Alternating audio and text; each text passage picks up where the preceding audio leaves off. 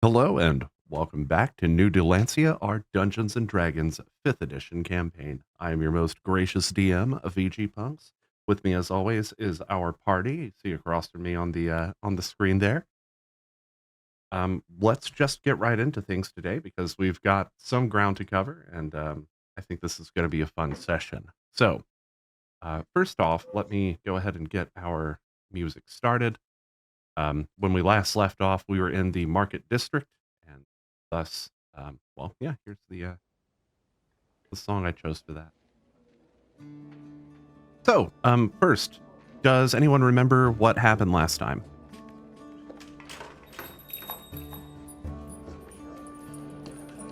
Yes. Absolutely. Oh, cool. So just to recap a little bit, the party went to the Market District. You guys were perusing some of the shops there. All that was left was this rather large building with a couple of very strange portals standing out front, which is the last couple of buildings y'all will need to check out today. After you kind of go through the Market District, there was about 2 hours before you're supposed to meet up with Val'faelen for lunch at the restaurant in the Market District. It seems for some reason he's already posted up there at a table sort of on the south side of the restaurant. Seems to just be reading idly. But yeah. After that, you're supposed to go to the library to confirm the status of the mirror and to hopefully speak your case to the Institute. Also, Ian Fear, you are supposed to meet up with Sarahi at the usual place later on in the evening. You have a full day of plans, it seems.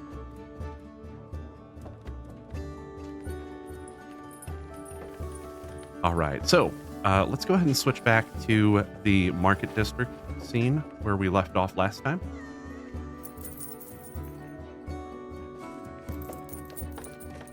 And let me see. I see Rec, S, Dalancia. Ian Fear looks like he's already actually went through one of the portals there and is currently shopping. Is everybody seeing the scene and everything? I see some people still back on the landing Not page. yet. Mine's still loading. Still loading. Yeah, I'm still loading.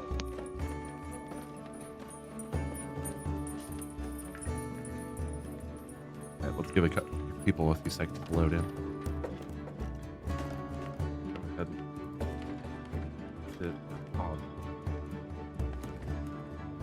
Wow, that's a really tiny map now. A really tiny map? Yeah, I'm really zoomed away. Oh. I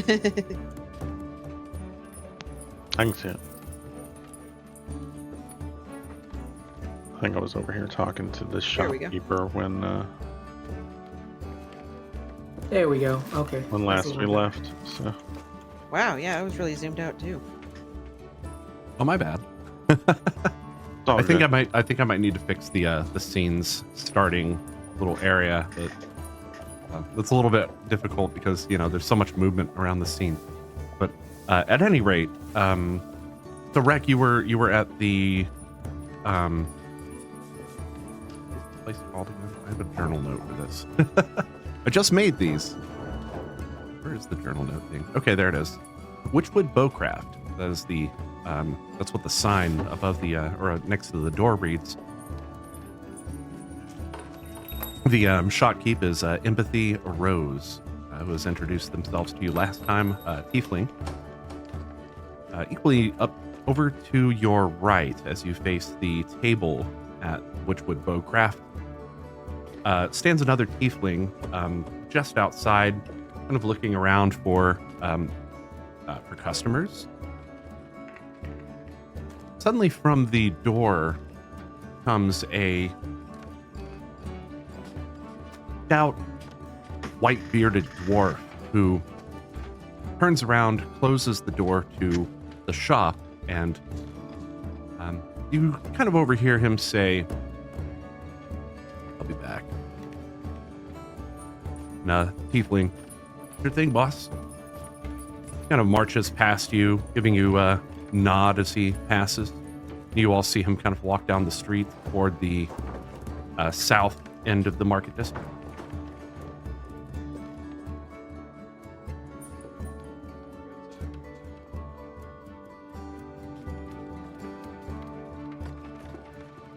I nod back as he passes. Seems... Yeah, anything stand out about him? He's really stout and looks very strong. He sort of has a pocked, scarred face. Looks like he's seen his share of perhaps battle. Okay. Those are the things that would probably stand out to you.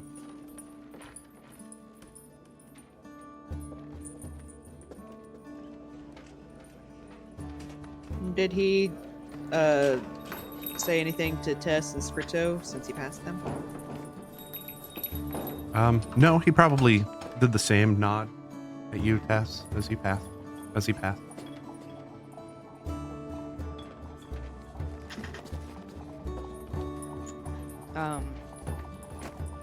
passed, Tess took a deep sniff. He has the distinct smell of charred wood smoke. He smells like a blacksmith. You smelled a few blacksmiths. I assume you've sniffed a few blacksmiths in your time. Tess is gonna look down at Scrito and go, sooty. We're gonna step forward and catch up with Rek and just kind of tag along.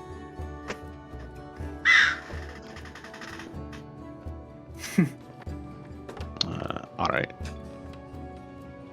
Well, Rek finishes his business at this particular shop. All right. Thank you for this.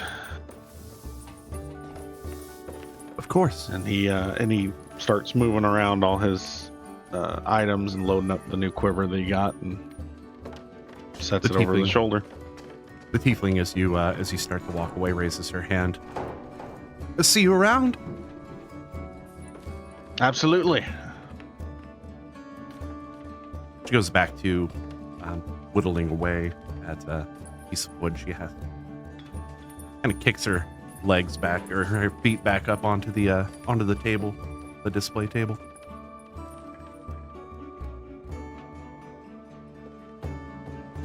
And then Rek starts to head up to the next shop. The next shop is a cobblestone building. Kind of has an odd shape about it as far as other buildings you've seen. But you definitely smell the smell of smoke and burning wood emanating from the place. As you approach a tiefling standing at the front. Sorry, give me a second here. Where did I put it? There it is. Looks like this. Wearing a patch over one eye. He looks. Your grandma. He makes eye contact with you and immediately, welcome, friend, to Blue Blazes Blacksmith. I'm Ankus Tryphon.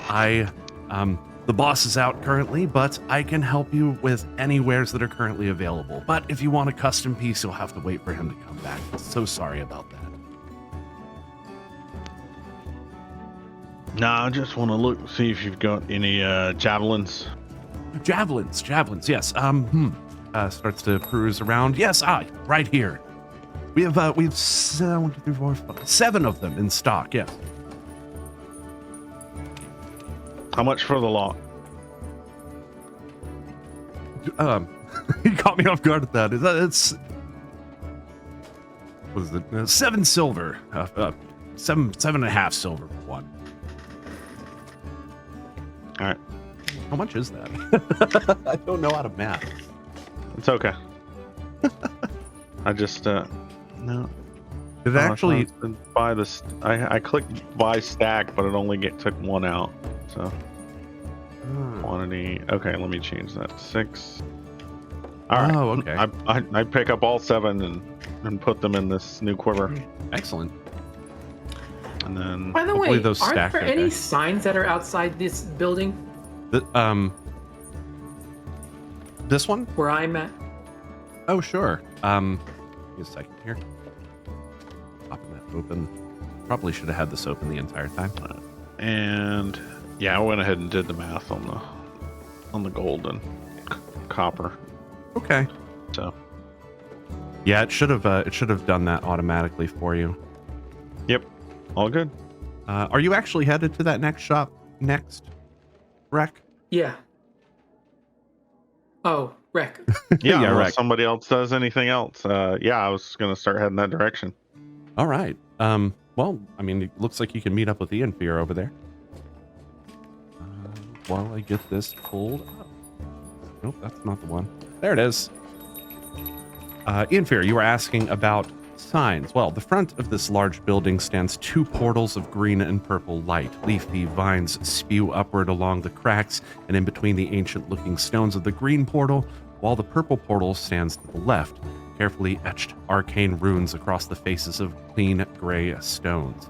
A sign above both of them says The Magic Emporium. A smaller sign to the left of the green portal reads The Potion Parlor, and a sign to the right of the arcane-looking portal reads Mel's Mystiquities. All right. Well, I visited the one side. Let's go visit the arcane stuff. Okay, I'll come right back to you if you don't mind. Yep. Rec, if you'd like to go ahead and move your token where you'd like to be. I thank the guy for all of his javelins, and if you get more, let me know. Ah, of course. I'll see you around then, eh? Absolutely. And then Good. he starts striding off. Tess, are you following? Unless you needed something, Tess. Oh no, I looked through. Wasn't interested in anything. Like I said, all these shops will be available offline. Just let me know. And during downtime, I can pull you into the scene and we can do some stuff after the Can you tell stream. me the names of the stores again? Sure. I will put them in the chat so that they're easier. So the one that you were just at was called Blue Blazes Blacksmith. No, I'm talking about the one we're standing in front of. There's Ah, yes. 3 names that you mentioned really quickly. So Magic Emporium is that's not what I meant to do. That was not supposed to center on Val. I'm not sure why that happened. And then let's see. The next is Potion Parlor, and after that is Mel's Mystic with Peace. I think I know how I'm going to fix that. I'm going to release that character. I'm standing in front of the portal and looking over at Ian Fear going, hey, how's this work?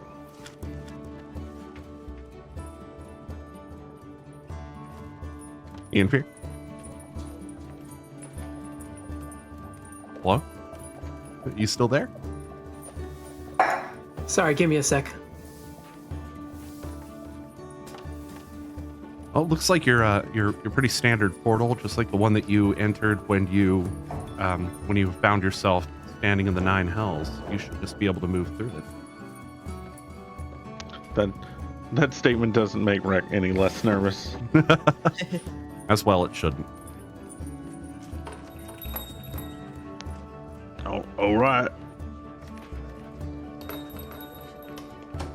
Funk. Tess, are you also stepping through? Yeah. Let me go ahead and move everybody's characters in. Yolantha, you coming with, or are you gonna explore? I think she's kind of skittering around, just kind of beside y'all's feet right now. Okay. Okay. So inside the shop. And of course, Yeah. close my notes again. All right. Inside the shop, the walls are covered in shelves lined with glass jars with vague labels. Powdery smoke fills the air, the scent of which is cold and dry. A hunched figure stands at the desk before you. He peers up from his apparent work, eyes gleaming with knowledge beneath the hood of a dark green cloak. His creaky voice cuts through the fog like a knife. Greetings. I am Doril, alchemist of Magic City Shop. Oh god, there's a bird in here. Yeah, sorry, I don't have boundaries that I can put them on. No, that's hilarious. It's probably, over the roof or something. It's his pet. Where was I? Yes. Welcome to the potion parlor. Have a look around and please refrain from touching any of the merchandise without assistance. I won't be responsible for another person melting their hand off or exploding their face. You understand. Oh man. Tess didn't quite catch your name. Doril. Dorril.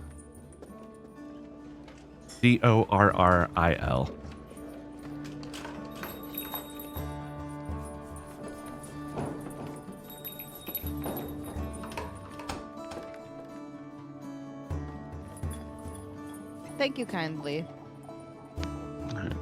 Rex starts just kind of walking around, looking at different things in awe. Doesn't know what quite to make of some of it. As you approach the desk, you see this robed figure sort of move all of the things that he was working on back underneath the desk, and he stands kind of intently waiting for you to approach. If you have any questions, please don't hesitate to ask.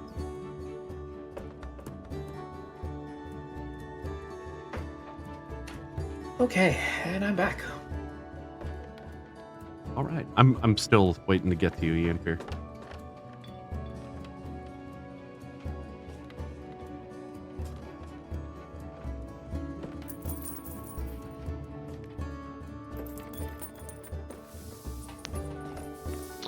So, looking at the shop inventory, how do I know what things do? That is actually a good question.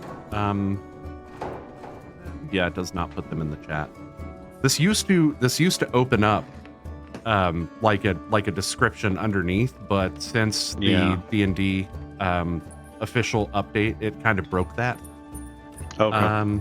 Yeah, because I remember I saw things like that the last time we played. But yeah, I'm hoping I'm hoping that we get an update either to the loot sheet here, or we actually get an update to D&D proper that allows for merchants to be automated like this, because that would be really nice. Otherwise, if you have a question about any particular piece of merchandise, you can ask me in or out of character. all right, so looking around,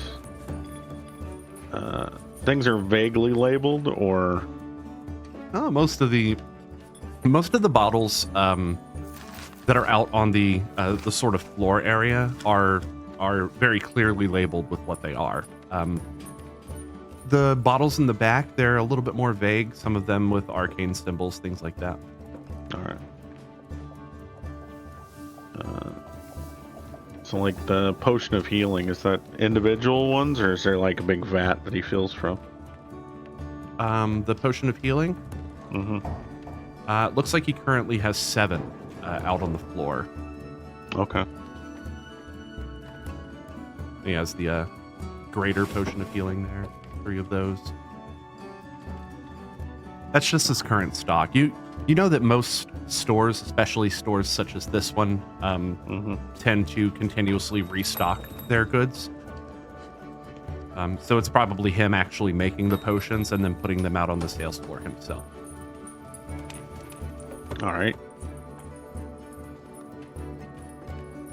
Now here. I'm pointing out the potion of healing, like, hey Tess, how about we get one for each of us? Sounds good.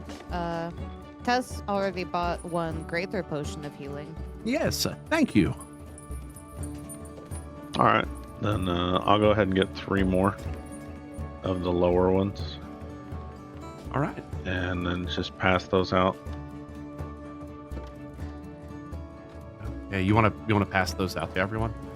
Yeah, I bought 3, so. I assume you're going to give 2 to Tess since you can't really hand a potion to a rat. Oh, yeah, here you go. That sounds good. Rat Lanthy tries to bite it. Oh, here, Right, I'll just hand her. I'll keep 1 and hand the other 2 over. 1 for Ian Fear as well. That way, we can give Okay. this to him when we see him. Sounds good. Okay. Let me go ahead and add one of the... Or did you already add that, Ian Fear? Is that what I'm seeing? I can do it otherwise. It's fine. Done. I added it. It's cool. Yes, thank you for your patronage. As he reaches out to take your money, you notice that his hands are very gaunt, cold looking.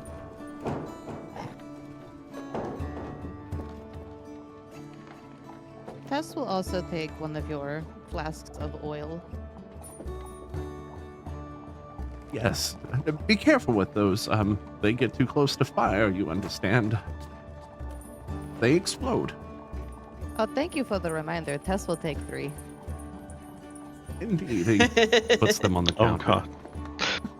3.900000004 SP. Ready to set things on fire. As usual. They explode. That Rat changes everything. Rat Lanthy casts a very long side eye towards the direction of Ian Fear. And it's like, and looks worryingly at Tess. Keep it away from that guy. You never know when Ian Fear is going to light something on fire. It's true. Is there anything else I can do for you today?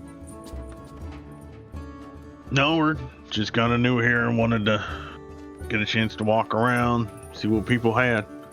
I appreciate you being here. Pleasure to make your acquaintance.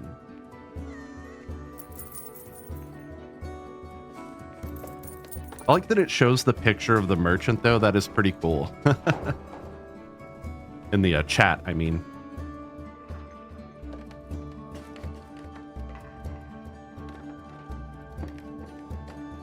Oh, yeah, I can do that, can't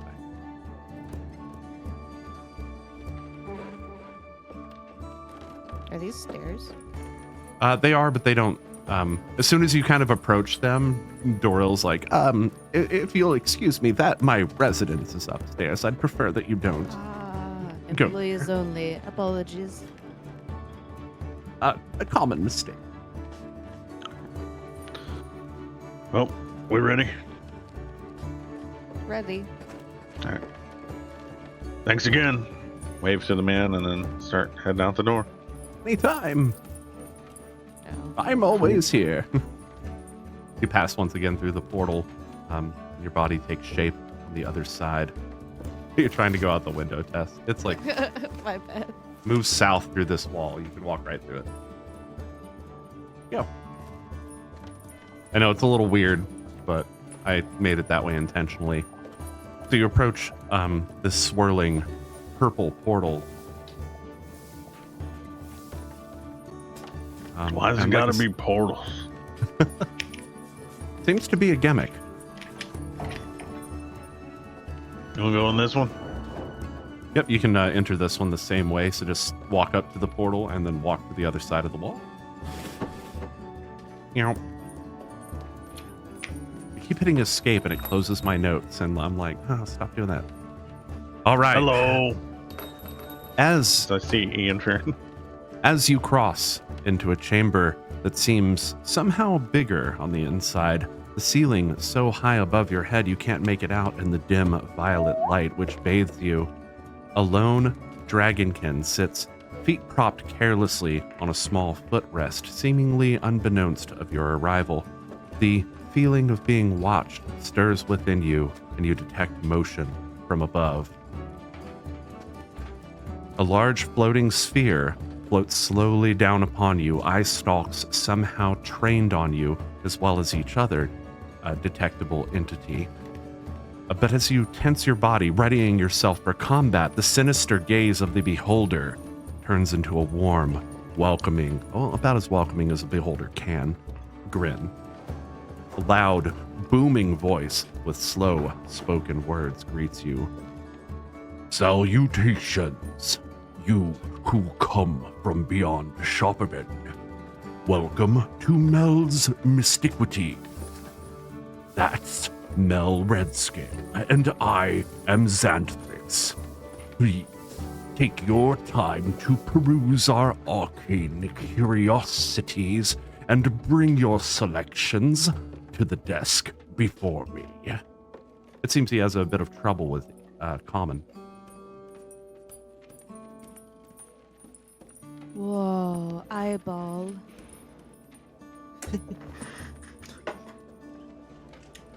I've heard of keeping your eye on people, but this is ridiculous.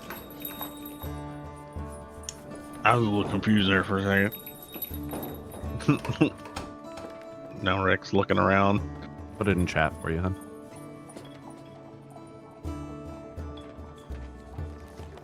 There are a So the beholder's name is Xanthrix? Xanthrix, yes, and the apparently the Dragonborn, who's still kind of oblivious to you, is Mel.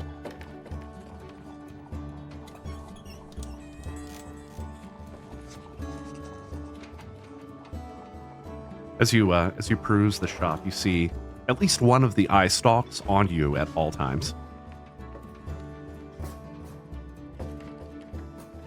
The shelves are filled with various trinkets and magical wares, all of which can be seen by opening up the merchant sheet. Tess, you may want to scroll all the way to. What? Cut off there at the end. You may want to scroll all the way to the bottom. Oh, nice.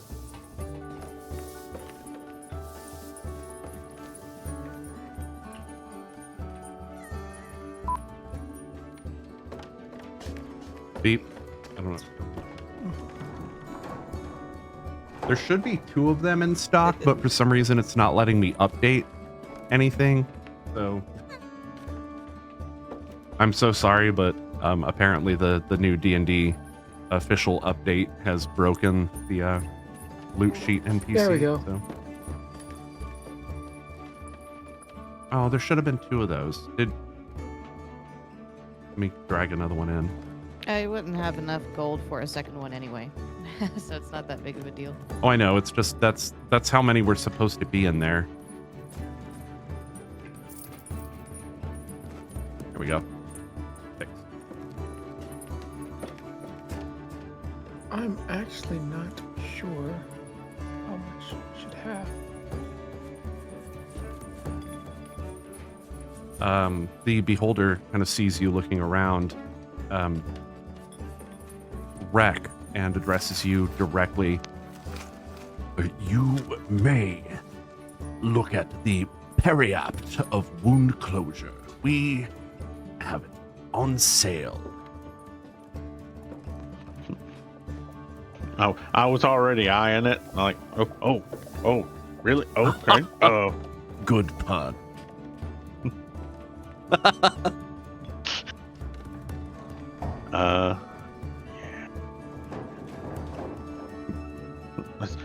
let's start double checking my coin purse real quick.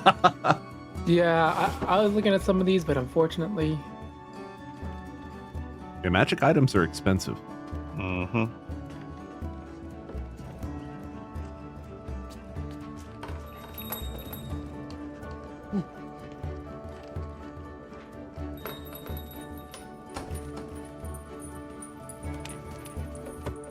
Yeah, Tess has I can get it. a little It's just over, gonna tap me out. 4,000 left if anyone needs help with something.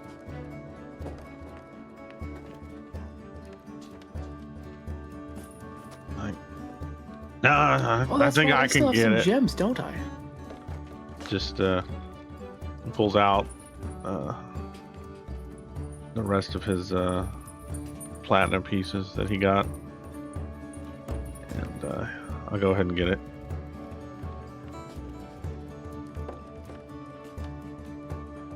All right, nice. Magic items.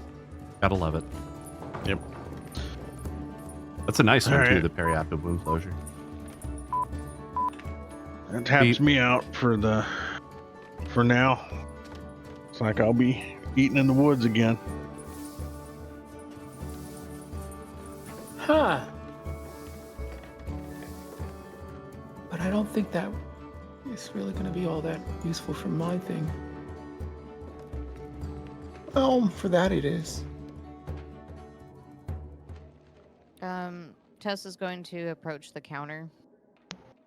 Tess has a question. Of course. Do you know of anybody who may take interest in purchasing items such as demon blood, rock feathers, spider venom? Demon blood. Rock feathers. Was that rock feathers? Rock? Vrock. The- Oh, Vrock. We also have rock talons, a vial of algae. Let me see your wares. It's down in the loot section, the vial of demon blood, rock feathers, spider venom, talons, and algae. And you're, but everything but the Ring of Truth telling, yeah? Yeah. Yeah. Okay. Interesting that that doesn't show up as gear. I might have to redrag that in to make that work, but I'll handle that in just a second. The beholder's eye stalks kind of crane around and look closely at all of the wares that you've spread out before them.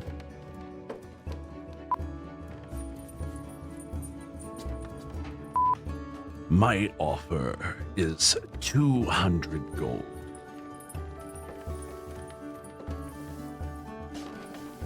You probably won't find a better deal. I happen to be out of deal. Tess only caught part of that. Can you repeat? Oh, he said 200 gold for the lot. You probably won't find a better deal. I happen to be out of demon blood. Can I roll an insight check on that to see if he's lying to me, but use my ring of truth telling to get advantage? Yes, you can. Okay. And while you're doing that, I'm gonna see if I can find the ring of truth telling in the compendium and pull it in. It just, yeah. Insight. Oh, boo. Yeah, that one came through correctly. Unless you want to use your inspiration. Yeah, I can use my inspiration for this one. That's true. To reroll. And you can re-roll it with advantage. Where did they move inspiration to on here? It's right Is next it- to your it's the little level. button. I see it. Okay. It's glowing.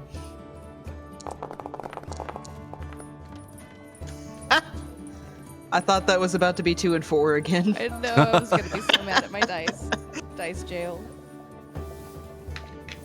With a 20, he seems to be. They seem to be legit on the fact that they are low on demon blood, but you feel like you might be able to leverage that a little bit, or that fact a little bit, to get them to, raise that amount. Tess is thinking more along the lines of, oh, go ahead. Hold on. I was gonna say, Infer is gonna sort of lean in and whisper to Tess. Perhaps he would give you a greater discount or a greater offering if we were to offer it in trade for one of these wands. And he's gonna say, in particular, I'm looking at possibly getting this wand of the War Mage. However, I don't have enough in funds. The +1 or the +2? +1. Okay. +1. Okay.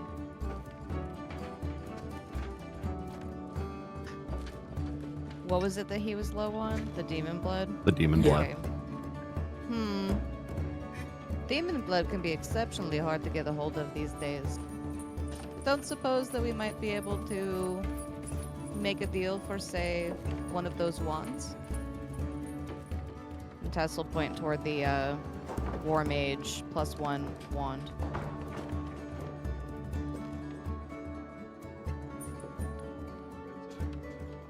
I think we can come to an arrangement.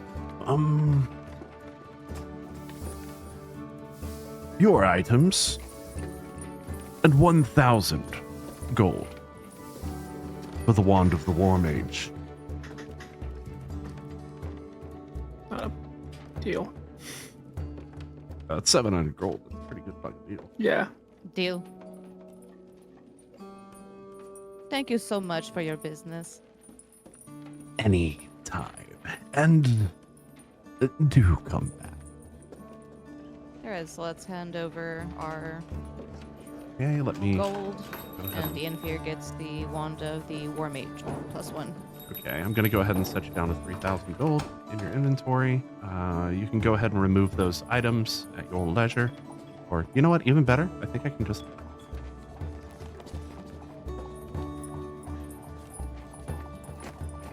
That actually did that.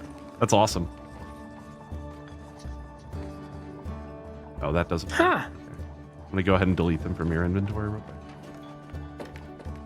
quick. Thanks. Excuse me.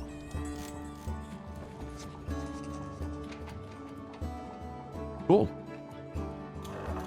All right, Ian Fear, where are you? And I'm so sorry. There you are. One wand of the War Mage +1 has been added to your inventory. Let me make sure that it has... And of course, I can't remove it from the merchant's inventory because that got borked. Let me just make sure that this is the updated item because, like I said, recent updates. Aha, it has been.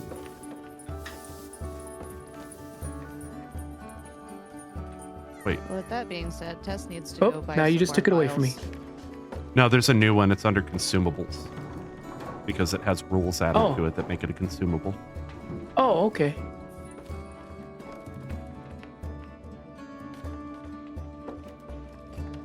Okay.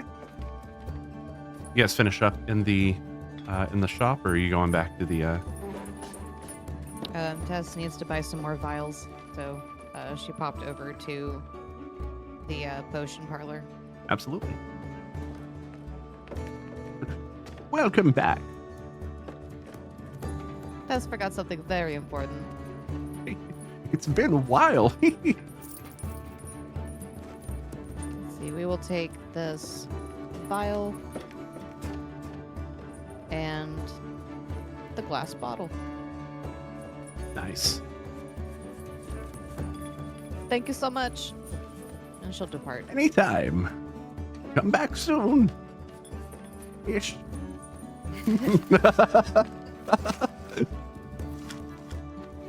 What a strange place.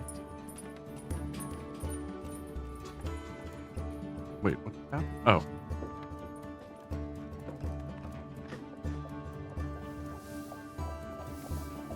All right, you have officially visited every single building in the market district.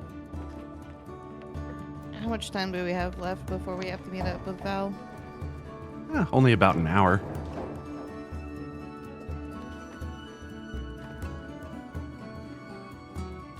Were you all going to head down there now, or? Because I mean, you always could just head down there. It seemed like he was just sitting at a table. I got no problem with it. Unless somebody else needs something. It's a nice town. It is a nice town. Well, You've never seen such a certain big parts of park. it.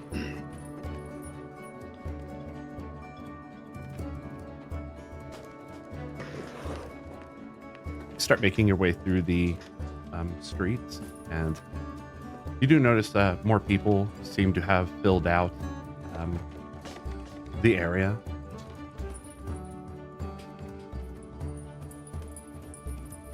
Do you remember Val was down this way?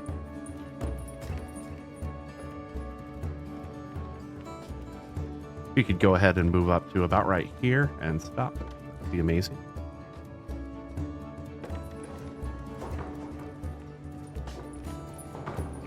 Just hang tight. All right. This smallish restaurant is known throughout the region for its outdoor eating area, which has a wonderful view of Shopabin Market Park.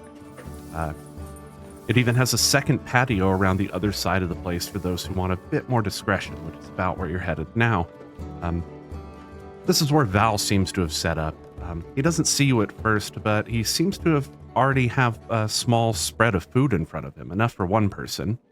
The food appears to be set across the table he's selected, and he hasn't touched a bite of it. Could it be that that's all he could afford? Perhaps he's waiting for someone. He sits indulged entirely in his little green book, and occasionally peering sternly at a greatsword wrapped carefully in cloth atop the table before him. He does this for some time, or he has been sitting here for some time at this point, and just kind of sitting in silence.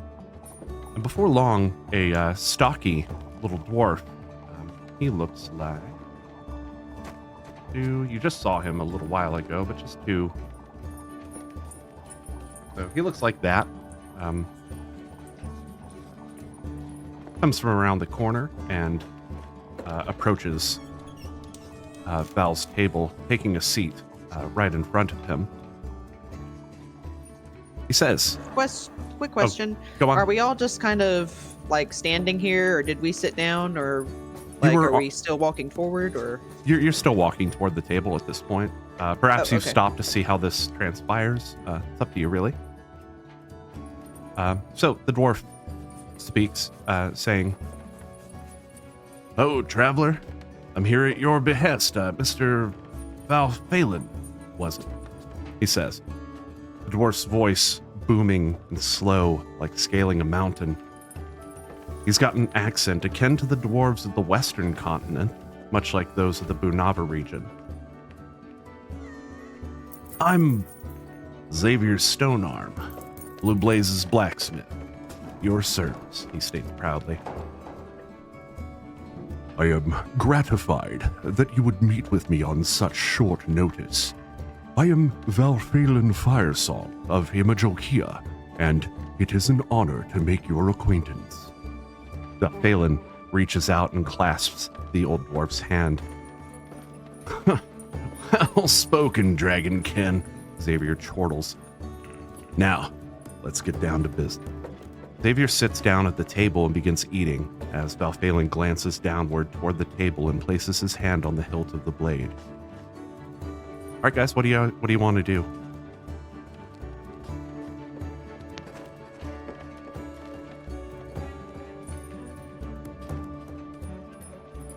Want to approach the table? Do you want to sit here and try to listen in? I think Ratlanthe would probably skitter a little closer. Okay, you can go ahead and move your token.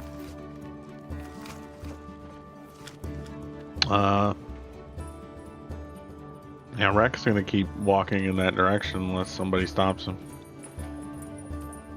Ratlanthe, are you trying to be stealthy? I guess so. Go ahead and roll it.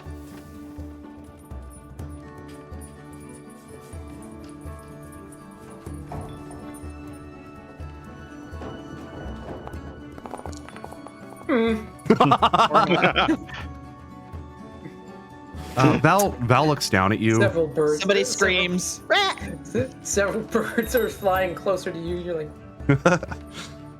Val looks down at you, Yolanthe, and kind of doesn't seem to acknowledge your presence. Rek, are you trying to stealth up? What are you doing here? Are you just No, kind of walking I'm up to the walking table? straight at him, so... Okay, yeah, good.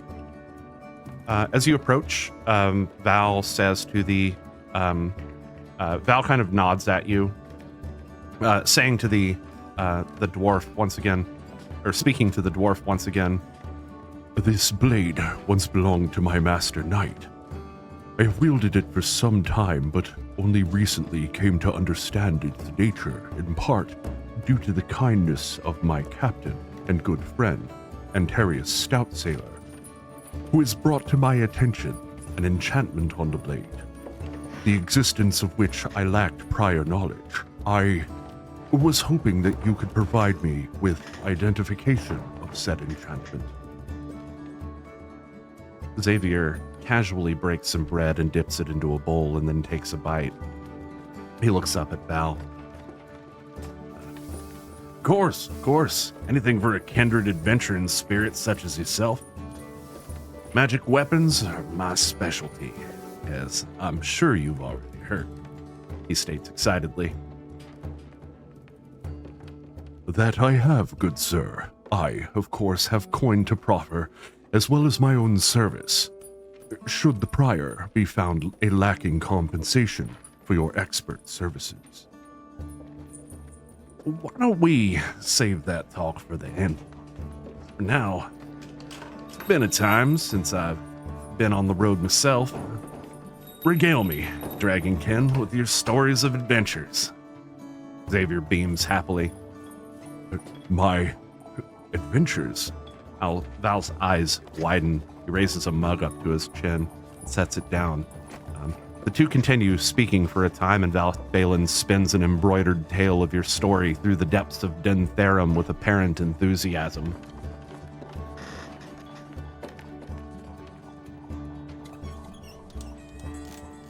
That's what happened. Ooh, boy, what a story. If you're to be in shop in a while, swing by the store and tell me more, friend. He almost bellows. Xavier clears his throat and then speaks in a more steady, serious tone. Regarding your artifact, leave it with me. I'll see what I can learn. Can't make any promises, of course, but let's meet up this evening after closing time. I'll report my findings. We can have a little chat about coin. Brushes his hand through his beard thoughtfully. That sounds acceptable. I will see you then. Val places the sword, kind of scoots it across the table, and Xavier picks it up. Doesn't pull it out of the cloth that it's wrapped in, but he kind of eyes the hilt and he nods at Val'faelen. Later then, friend. And he trudges off, once again nodding at you as he passes by. Good man there, the Dragonkin. Continues to walk.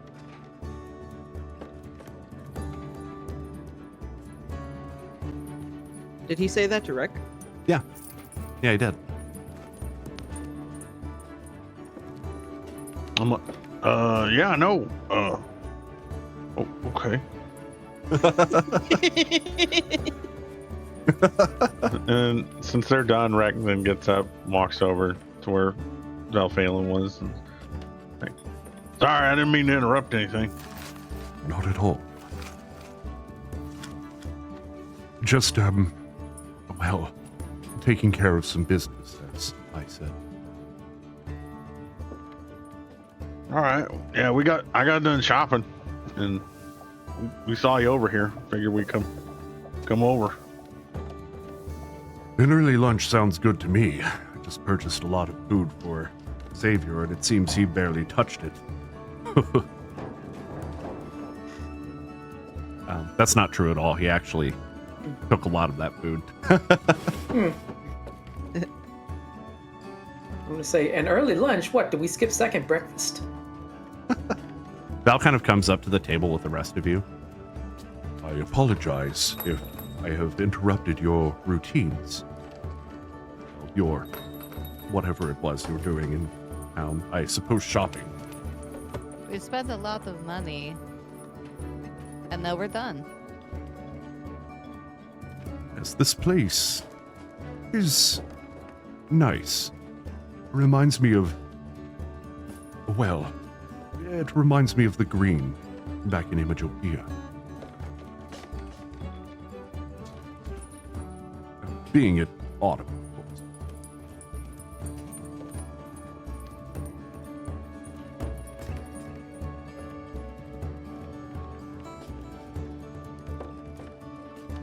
At any rate, I must apologize for my behavior earlier. Speaking of the inn yesterday, when he kind of walked off without saying anything to anyone. I'm not sure I have the words to describe what I'm thinking yet. But know that when I do, you lot will be the first to know. Aside from myself. Rec just claps him on the shoulder and goes, "No worries, man." Everyone always has their own business to take care of.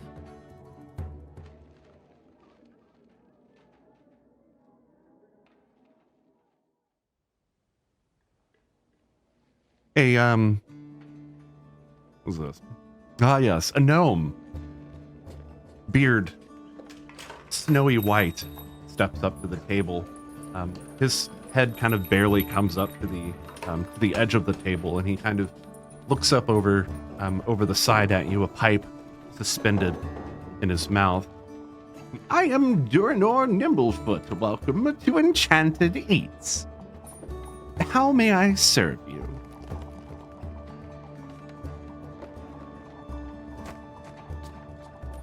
What do you have available for a large group such as ourselves? Ah, meat! Meat, meat, meat. We have much meat. Do you have anything with vegetables I'm sure we could find something. or fruits? Of course, we have all Well- sorts of food here. Whole grains? Can we get a balanced diet of food for our group? Absolutely, coming right up. An hour later, Tess has a flip chart with the food pyramid on it. I want to say, have you heard of Soylent Green? He kind of Soylent Green. He kind of runs back into the building and leaves the door open, from which you hear sort of an echo of one of pretty much everything.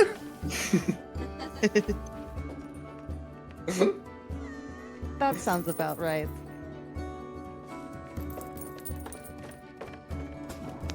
Another voice Man, this coming cat's from the been building following me again. everywhere. What? What's that? Because of the sound from the song. It's the door opens and closes with the jingle, and then there's the cat going meow. Is there a cat? Yeah, might be this a cat's cat. following me everywhere. Might be a cat here. I was gonna say Soylent Green tastes different. You know, person to person. I'd like everyone to roll a perception check. Yolanthi's rat brain is taken over and she's sniffing furiously and heading straight towards the kitchen. Go ahead and roll a perception check.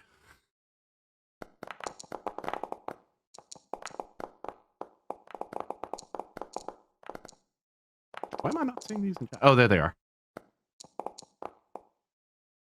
Worked really hard on that animation, by the way. The little speaking thing. It's kind of cool.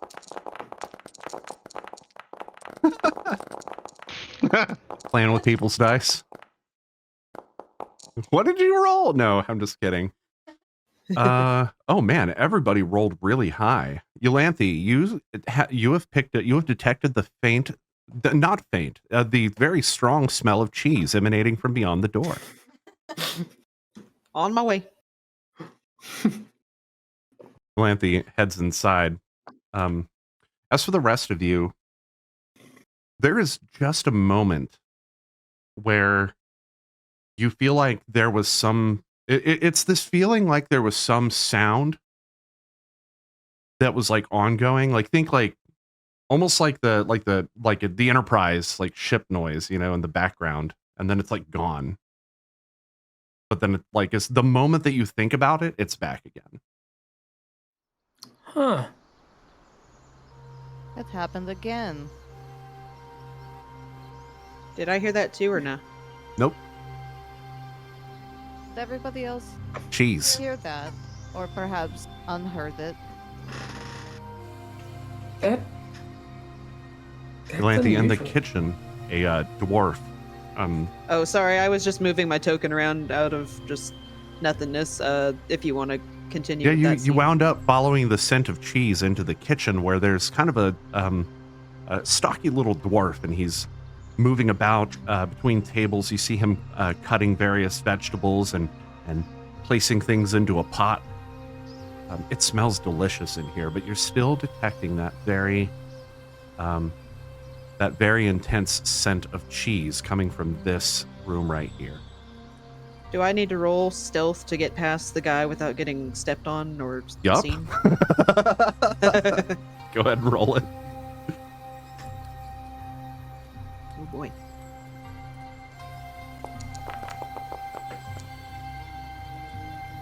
How a rat doesn't have any plus to stealth? That's silly. Do you not? No? Huh. You really not? I'm not very strong either. It might surprise you to know. Oh yeah, look at that. That's weird. I would have thought a rat would have had advantage anyway. You know what? Go ahead and roll it with advantage because DM just said to. Because it makes more sense.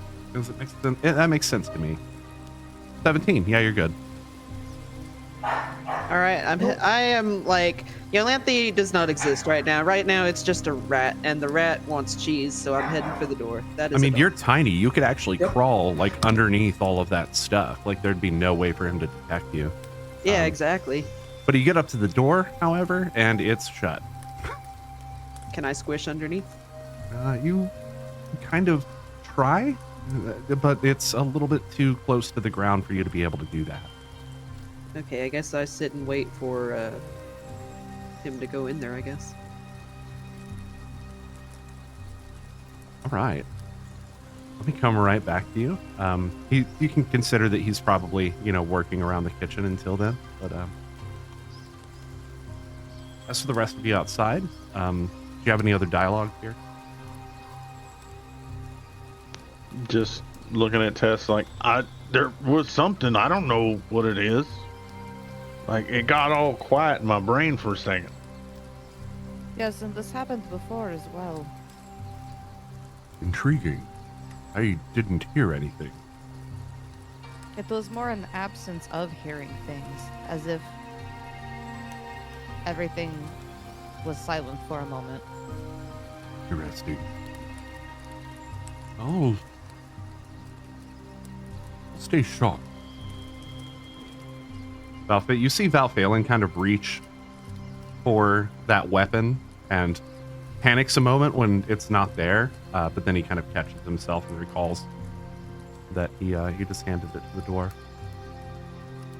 Yolanthe, he finally does actually approach the door and opens it right up and steps aside. Can I scamper in real quick behind him? Yep. And do I see some cheese? Go ahead and roll a perception for me.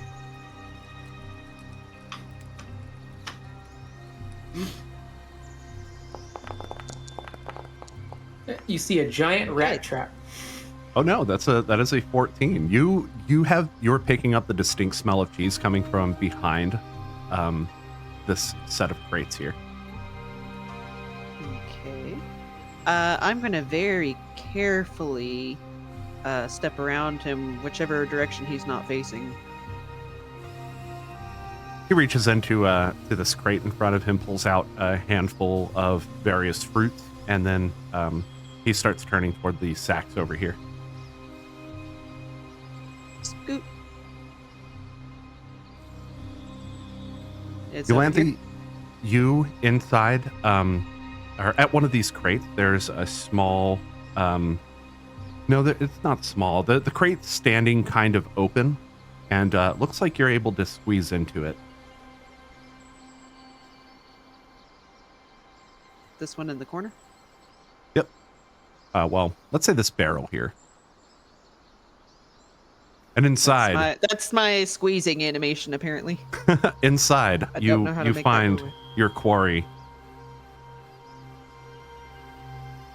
But outside, So you hear the rat got some cheese. It's a happy ending, folks. but outside, outside you hear the closing of a door. It's fine. I'll deal with that later. There's a lot of cheese in here. So, What kind of cheese? We'll say it's like a cheddar. All right. So Yolanthe breaks off a little piece and starts to eat some of it. There's more, you know. There's a lot more. I just eat cheese. I don't know. Like, You hear this is probably not the exciting part of the adventure. You hear muffled from the other room. Order up.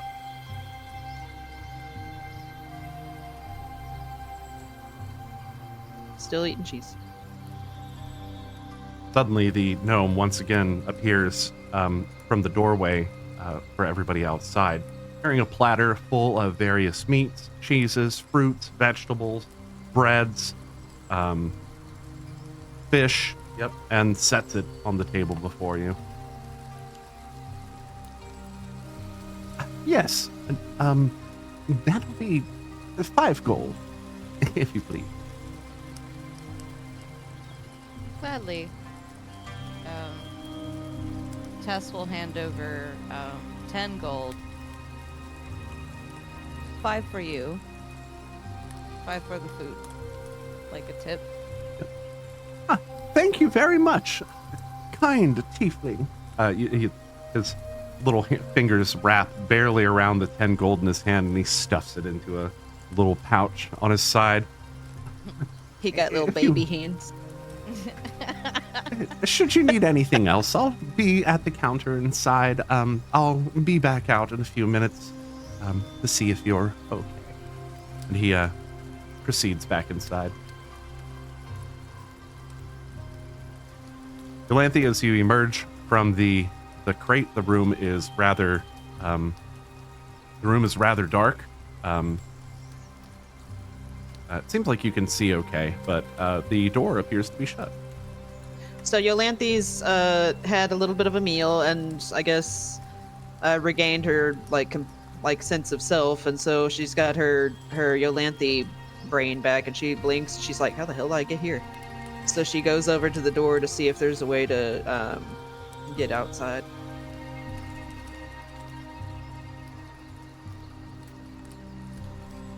The door And there's seems hopelessly shut. It's again, it's definitely too close now to get your full belly underneath. Do I hear anybody coming back in? How long would you like to wait? Just a few minutes. Okay. You can try creating a commotion in the room. Oh yeah, you know what? Is there like something I can kind of easily kick over? Like a sack of flour or rice or something that I can like push against to make fall over? You're a rat. I know. Not a big thing, just like something that would make some noise. I don't know, as someone who has had pet rats, those little guys can be strong when they want to be. Go ahead and roll a investigation check. Oh, I thought you were about to say a strength check. I was like, well, bye, folks. I'm here forever now. Sorry, what was it? Investigation? Mm-hmm. Investigation. Ooh. There is a glass of wine that is kind of up on the corner of, let's say, this crate right here. If you push that off, it would shatter and probably cause a bit of a commotion.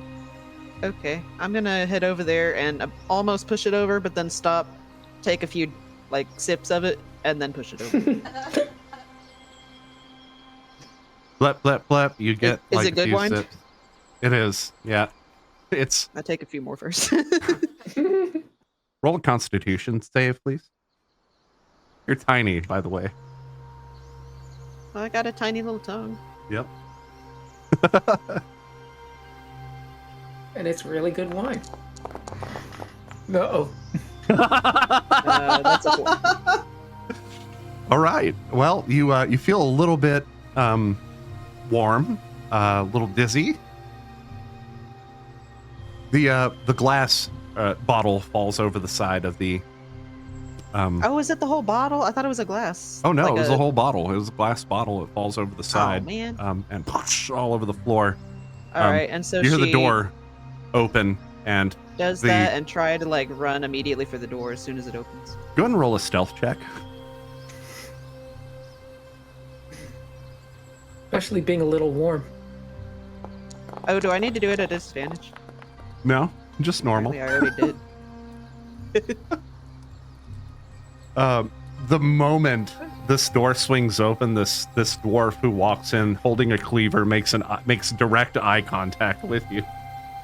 Go ahead and roll a net. Oh, I don't get to just like try to run past him? Yeah, you do, but first roll a net. Yeah. Hold up. We put everybody in combat here. Oh, wait, what? Where's the... Oh, here it is.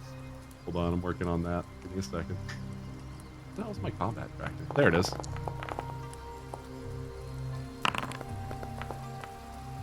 Oh!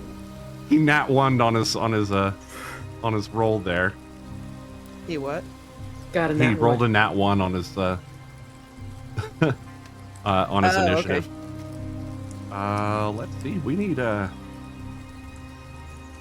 I've got the perfect one for this.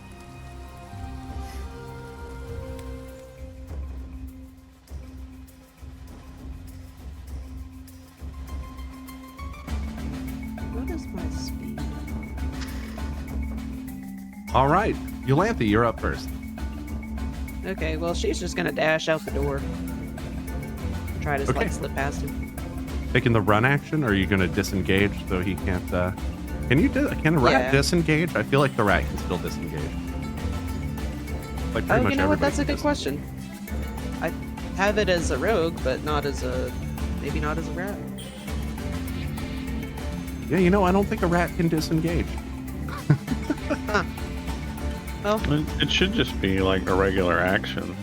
Yeah, I mean, you know what? Yeah, I'll let you disengage this round so that you don't like... provoke an Oh, attack. okay, like as opportunity. my action. And then my speed.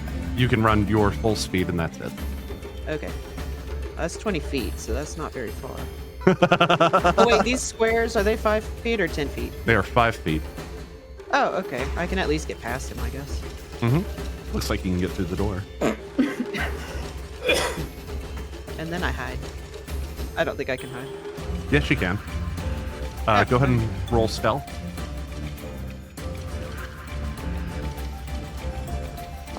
Yeah, that one's not been treating me so great. 14, nice.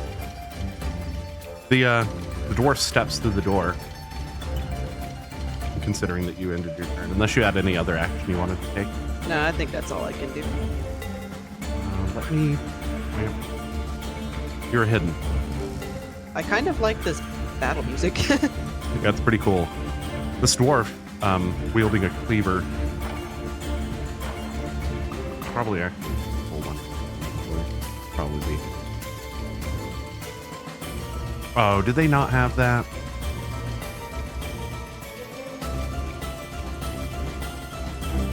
Oh, poop. Okay, we're just gonna call it a little dagger. Fucking cleaver. Okay. This dwarf wielding this cleaver comes back out of the storeroom. My Where did- screen's black. Or Where's not the whole screen? screen, but the like section, the room that I'm in. Might be because... Did that fix it? Yes. Okay, it's because you were invisible. Is there a way that I can actually put you in as hiding? I wonder. Incapacitated, petrified, poisoned, prone, unconscious, stunned, restrained, invisible. I guess invisible. That still did the same thing, probably, didn't it? Nope. Okay, so yeah, that's how we do it. Okay, invisible. You were invisible to him anyway. All right. He's kind of looking around the room, left and right. You see him sort of pace past you. That's going to... He looks underneath the table, but doesn't find you there. And that ends his turn. You're up. I don't know if this counts. Can I ready an action that as soon as he like leaves the room or has his back turned enough that I can get to the door before he sees me? Can I do that? Sure. Okay, I'm gonna do that. All right. Go ahead and end your turn, and then he moves forward a step. takes a look under the next table. You see him kind of look underneath the stove, and he glances right past you. And then he moves to the oven back here, and you see him start to bend down to check underneath it. This would be a good opportunity. Okay. I'm gonna dash this time. That makes me go from 20 to 40 feet. I want, like, out of the little kitchen. Okay, that is going to take you out of the hidden state.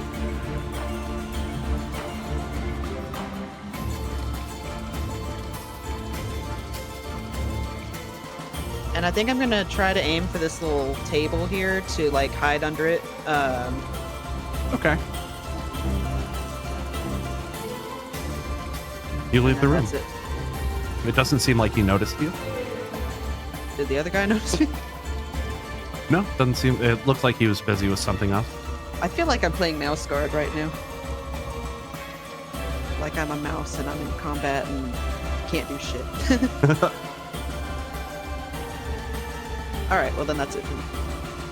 It's going to go ahead and in combat for now, as it doesn't seem like he's. Yeah, I was about to following say, unless we got another problem.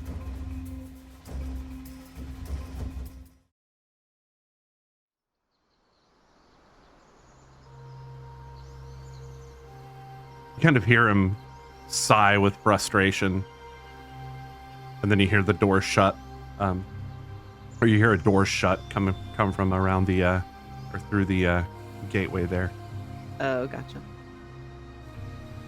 If the other guy isn't gonna see me, then I'm gonna go ahead and leave the restaurant. Okay. Yeah, you're able to get through the door without him even noticing. And I'll come around the corner here and wild or dismiss my wild shape.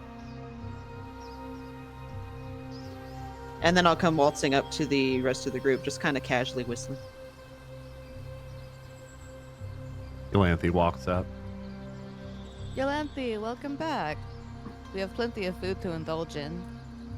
I've still got a piece of cheese, by the way. Yeah, you are she's holding like- a piece of cheese. She's like talking around the cheese, like, no thanks. I'm full. Well, Tess is going to dig in. All the food is just delicious here. Some of the highest quality that you've ever had. Be honest, y'all, was that a nail biter? Yeah, that was great. I enjoyed it.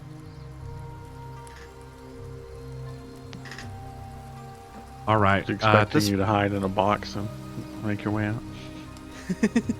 At this point, let's go ahead and go to intermission. We're going to go ahead and take a 15-minute break. I'm going to roll an ad for about 3 minutes of that break, and we'll see you in 15 minutes, everyone. Welcome back. We still have music going, right? I can like barely hear it. Mm-hmm. Okay. Yeah, I cool. can hear it. Making sure. All right. So, the weather's nice.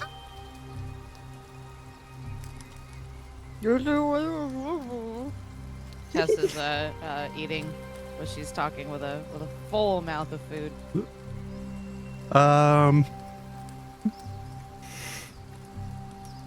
Huh. Let's see. We got 1, 2, 3, 4 people. 1.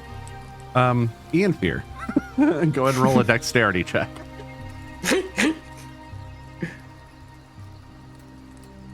Hey, Scrito counts as people. Yeah. He doesn't look like he's in the splash zone, though. Yeah, not in the splash zone. Oh, that's saving. There we go.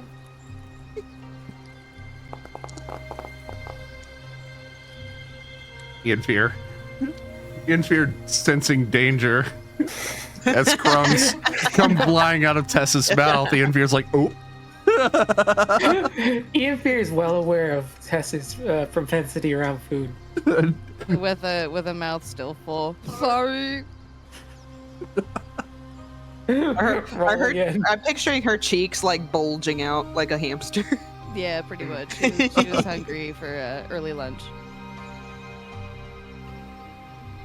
Val's just digging in. It's been so long since I've had lunch.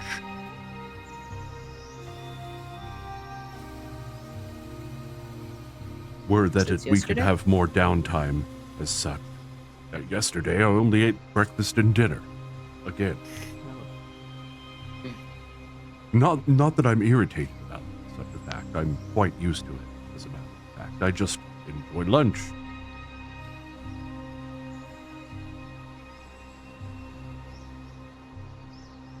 Lunch is definitely second best meal of the day. What is the best? Breakfast. I see. I do enjoy a good breakfast. And a good dinner. I suppose I just enjoy food. Oh yeah. Val kind of raises a mug up to you. Right? And clinks it against his. And draws it up to his chin. You see kind of the foam running down the sides of his mouth as he just fucking guzzles this ale or whatever the fuck it is.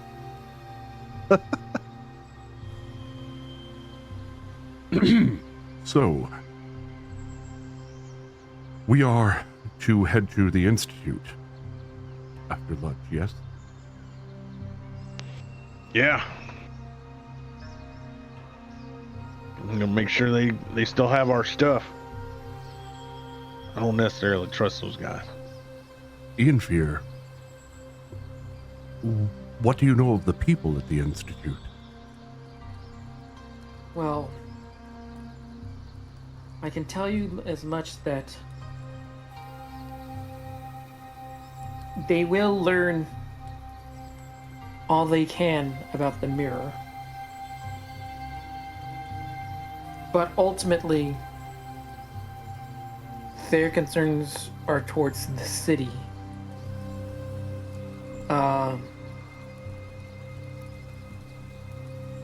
And, well, let's just say that there are some folks who may have gotten by more on their ability to politic would be the word, instead of by their skills. See. Is that commonplace? I understand it to be not just limited to the folks here in Shopabin. I mean, it's a trait you'll find in many environments I where see. there is a potential for power. There are always going to be those who will want to have more than some, and even among some of the other even among the warlike Jindu, knowledge is a type of power. Indeed. My own study of the blade mostly comes from the book. He sort of raises that very same green book that you saw him reading earlier.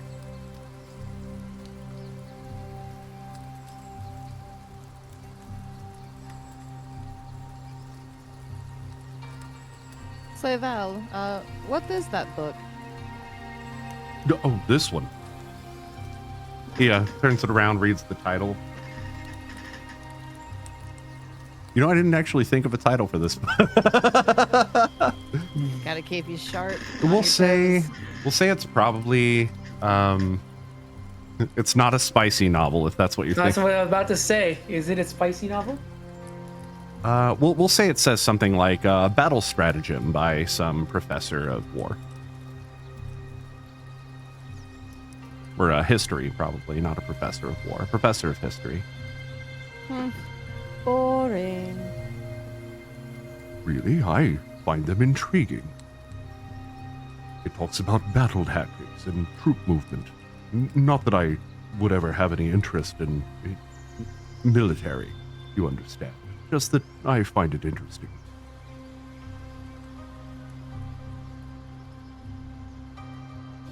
Tess has already lost interest.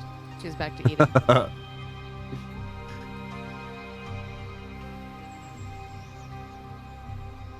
You all Got anything about avalanches in it? avalanches. Yeah, we once dropped an entire snowbank on a herd of elk. Caught like 17 of them at one time.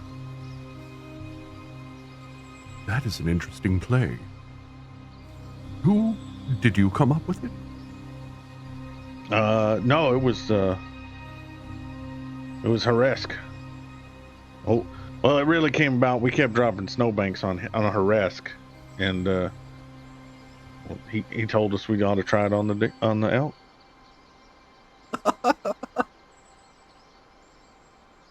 It worked out good. We just That had to would dig be- them out.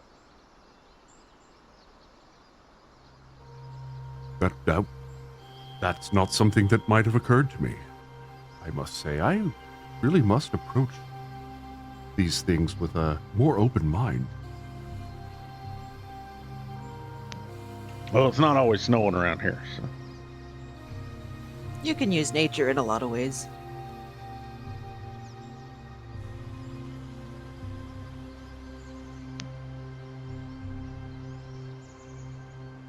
You all continue chowing down on this food until there's nary a bite left on the table. Val, finishing up the last of his ale, sets the mug down. Well, it might be early in the afternoon, but shall we proceed to the Institute? Sure, I'm done here. Rick Sounds like a pats his plan to belly. Tess. Right, I'm going to take us back to the landing page. As soon as they stand up from the table, Yolanthe pulls her hood down real tight over her face, especially covering that side that has the scarred up eye.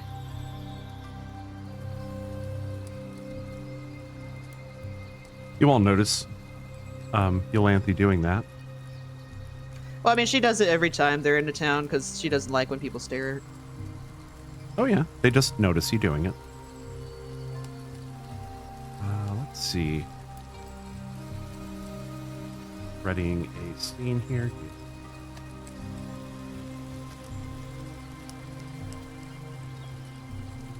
There it is. That didn't do it. Good. Okay. All right. If I may turn your attention to the city map here. Let me go ahead and load that up for everyone. Let me know once it appears on your screen. Everyone's ready to go. Good for me. All set. I see it on Tessa's screen over there. So, you start off in the market district here, and you're making your way away from the temple and toward the institute, which is kind of nestled up here in the sort of in this almost wooded area. So there are a lot of trees surrounding this sort of almost tower of buildings. It's just a bunch of buildings all kind of gathered together in a group. So, think like your standard college campus, except there's a lot more green around it and a lot less like open kind of field areas.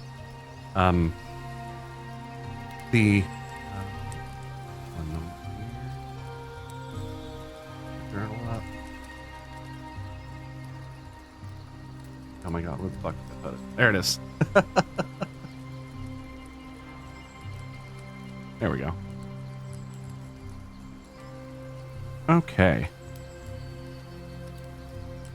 Not you, but you. All right. Large buildings tower over cobbled streets as you approach the campus of the Institute of Thaumaturgy. At first, you find yourself feeling overwhelmed and lost, like a dire wolf cub in an unfamiliar forest. Vague labels on the buildings provide obscure direction, known only to those people who take residence among the old stone structures. Decorations of a mesmerizing display adorn the larger buildings, patterns of intricate symmetry and looping brass-colored lines, a testament to the ancient elven tradition of the delicate balance of form and function. The rooftops cast a cool shadow over a sea of robed people, all bustling about the streets and each with a varying sense of urgency.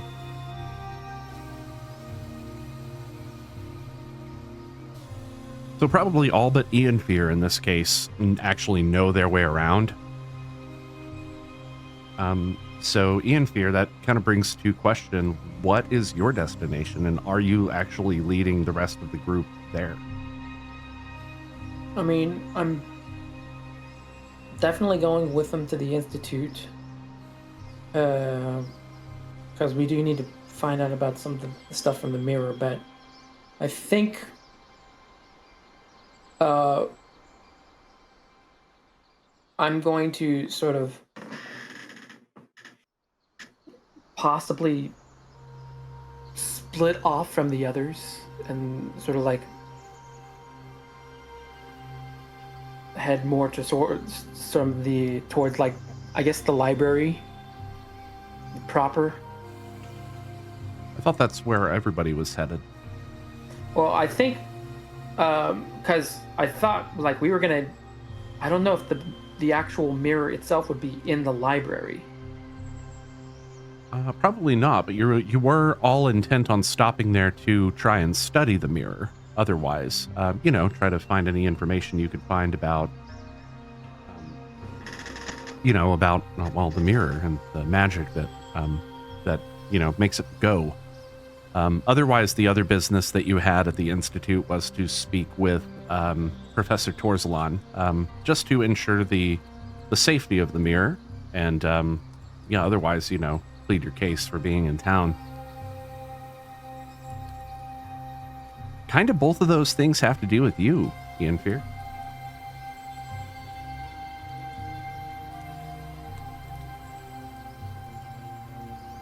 Well, you said you were on your way to the library. I imagine the rest of you want to follow him there, yes?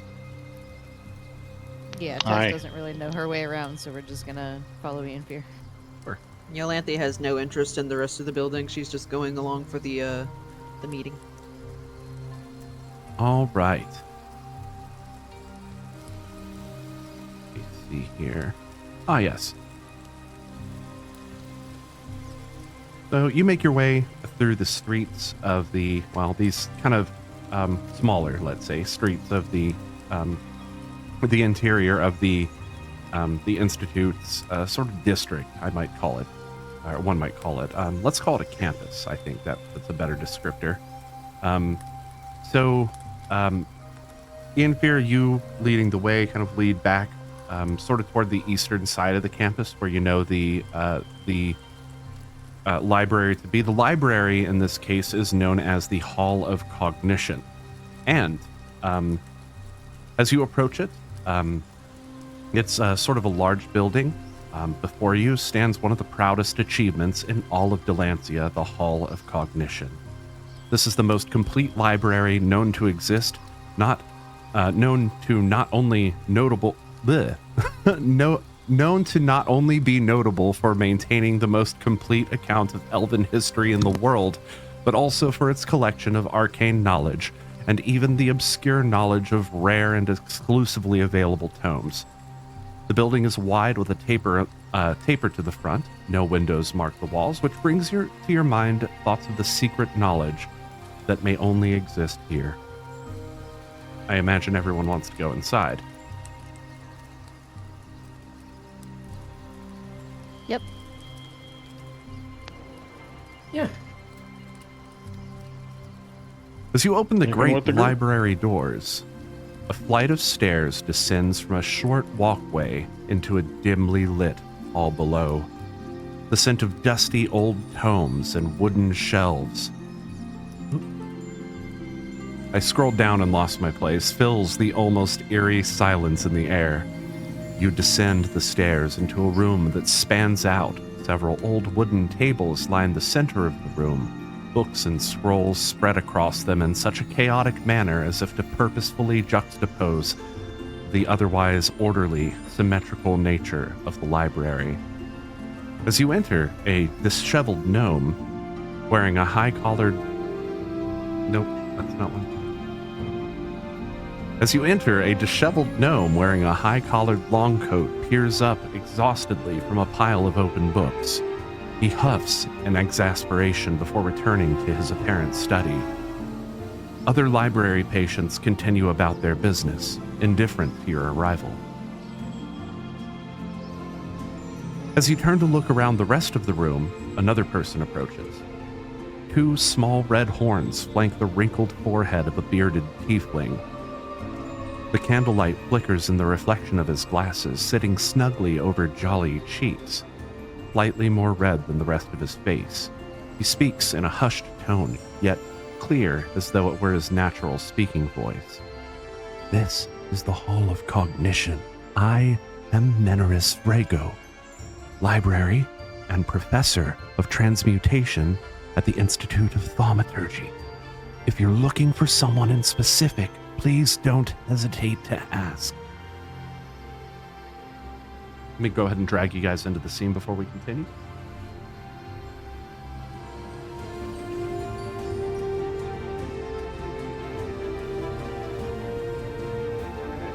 Go ahead and start with the inferior who's leading the way. Yes, you're pretty anxious to get through the door. Yolanthe. Rat. And Val'faelen up there. Are you all able to see now? Yep. Yes. Menorus approaches you in fear, his eyebrow raised as he looks you up and down. Ah, you must be Serena's child. I haven't seen you since you were hand shorter, at least. Sorry to interrupt real quick, but the music, I don't know if it's just me, but the music's a little bit loud. Oh, my bad. Loud. Oh, Yeah, I had to with go all the quiet into voices. thing. Yeah, I had to go through. Also, ambient is at 90. Oh, I think that's for just me. Yeah, the top volume controls are for just you. That doesn't control anyone else. Okay. Let me. Oh, the two of those should definitely not be running. That was not my intention. There we go. Such devastation. That's much better for me. Yeah, there we go. That was all that we should have been playing. I don't know why it tries to play two at the same time, but either way. I was just like, we were all having a good time until we started with the soft library voices, and then I was like, oh, I'm not going to be able to handle that. Okay. Let me see. Right, so he says, I haven't seen you since you were a hand shorter, at least. If it behooves you, I have a small favor to ask of you. Nothing illicit, of course, but the execution of which I would prefer to have some discretion.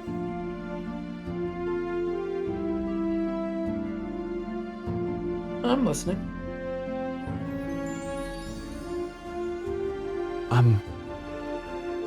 About 10 days ago, a man named Lertram Barrowhelm borrowed a fiction book from the library.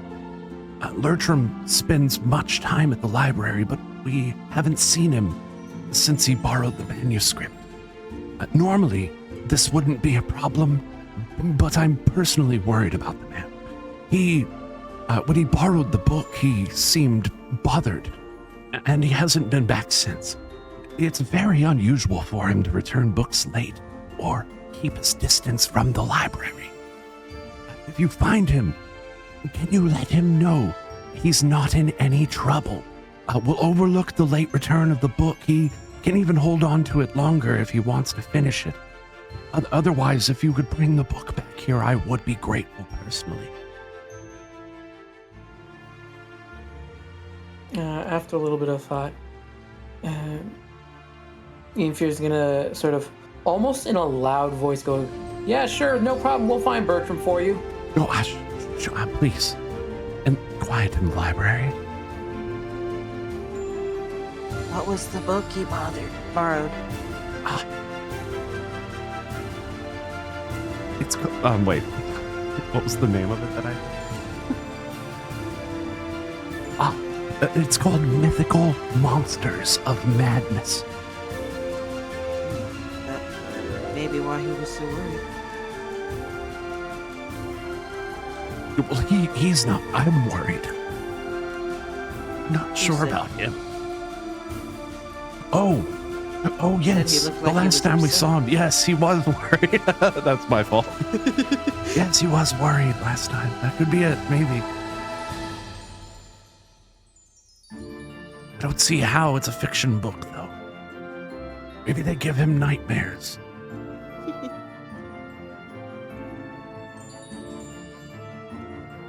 Otherwise, you're free to peruse the library, or if you have any questions or looking for something in specific, please, I'll be around. He kind of starts to trudge away from you and off into the library greater.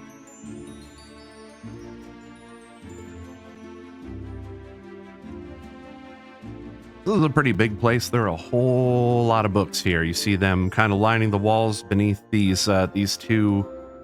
So these are like an upstairs area, and there's like a downstairs part of it. I didn't actually make the map for both of those, so we're just dealing with the one view.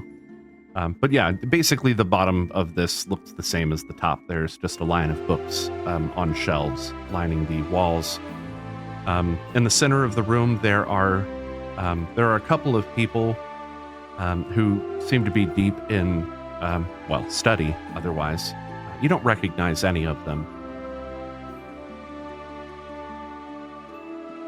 Back against the wall, you see a door that is kind of it's a gate that's sort of, gated off from the rest of the library. There appears to be some sort of barricade in the way.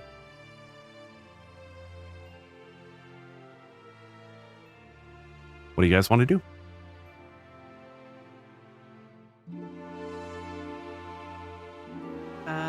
I guess Yolanthe's just kind of looking around, like casually, just like taking in the scenery, but not really too interested in the books themselves. So she's just kind of like ambling a little. There's books of all different sizes, different colors, writing on some of the spines. Some of them are blank. You've never seen so many books in the same room in your entire life.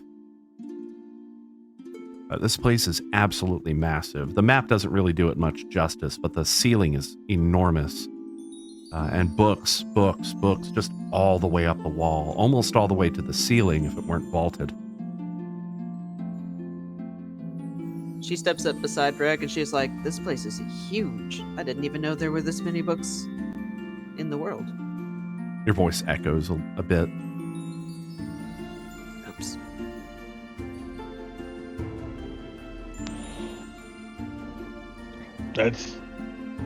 There's just too much to write down. Is Rex looking around? Val'faelen. I'm sorry, go ahead. I don't even know what I would do with all that. Yolanthe picks one of the books up just kind of at arm's length and just kind of flips it open. And she just looks at it and then shrugs and says, "I don't even know how to read." Val'faelen, excitedly, marches right up next to you, and you start to see him, pulling books off the shelf, after just reading the title. And you see him pulling, all sorts of things, books on cooking, books on monsters, books on you see him pull a couple fiction books, you think, just all in his hands, he's kind of wandering around and pulling books out and putting them in a pile. Yolanthe backs away real slow. He kind of marches off toward the greater part of the library to continue what he's doing.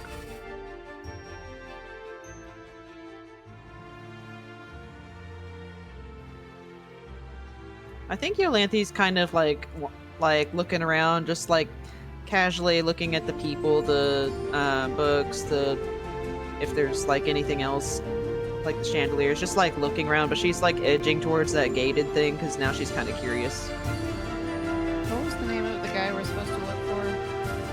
That Andrew can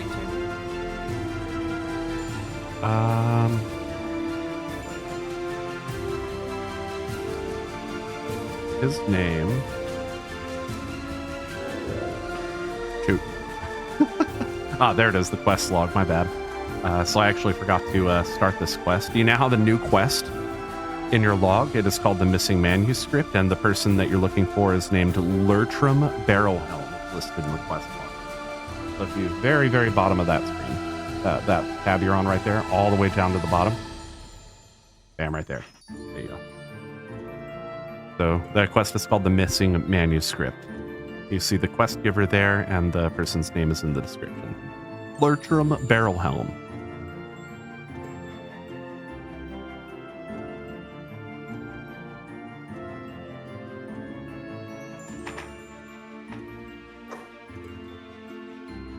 Eulanthi, approaching the door here, you see that a barricade has been set up. Noticing that you have approached, Menaris kind of walks up to you calmly. If you're looking for any of the tomes behind that door, you'll have to speak with me. Those tomes are restricted to, library personnel. They are, you can't check them out. You understand?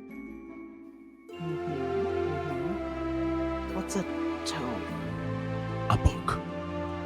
Oh, no, thank you. I'm good. And she does kind of a little like awkward bow curtsy thing and walks back over to the others. He kind of raises an eyebrow at you, having not seen this sort of. Must be part of the temple. Disinterest. Oh wait, what did he say? Must be part of the temple.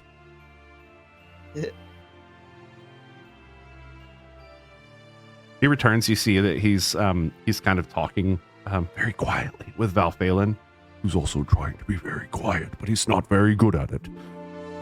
Occasionally, a couple of the patrons of the library look up at him with these sharp glares. Sorry.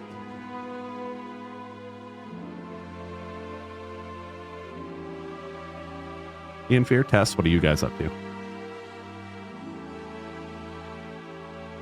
Tess is kind of just in awe as she looks around. She'll peruse the sides, looking at some of the old books. As you walk, the heels of your boots click on the concrete. It's actually kind of a loud noise. Nobody looks up at you or anything like that. But it makes you self-conscious. Yeah, a little bit. Rek, what are you up to? I walked over to this person sitting here reading. I'm looking at what they're reading. Oh, see here. So she appears to be doing some kind of research on something called gravity.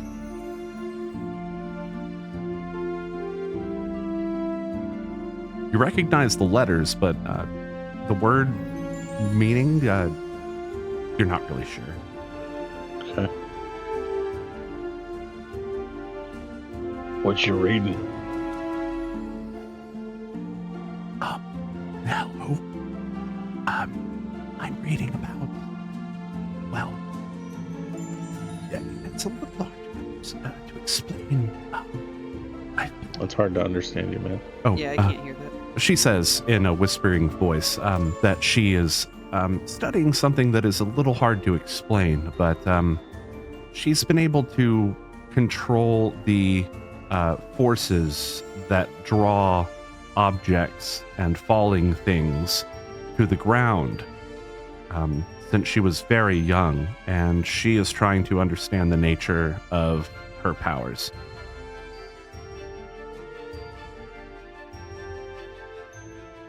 Rek nods and be like, have you tried with snow?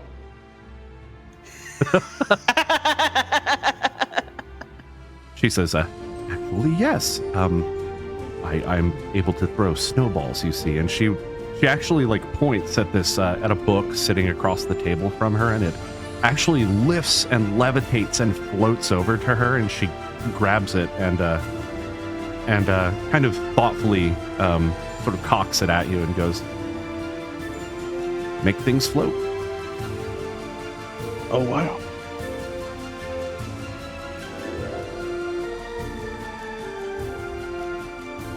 I was talking to my friend the other day, and I was talking about dropping snow on people.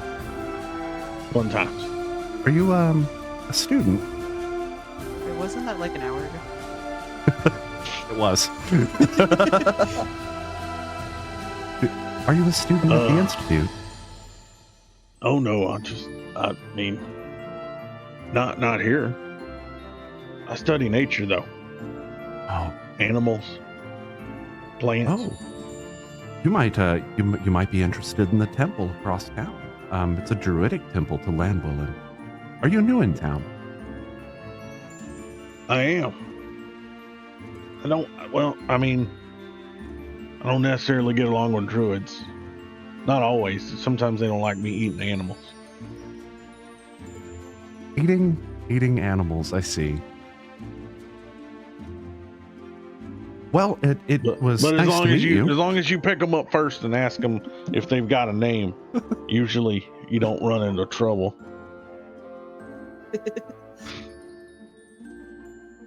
The obviously elven woman sitting right across from her kind of peers up over her book and then goes back to reading.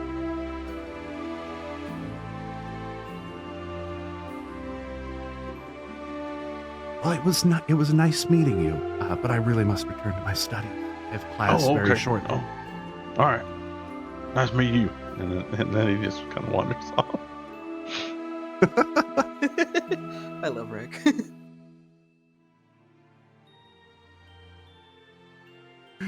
What are you doing now, Rex?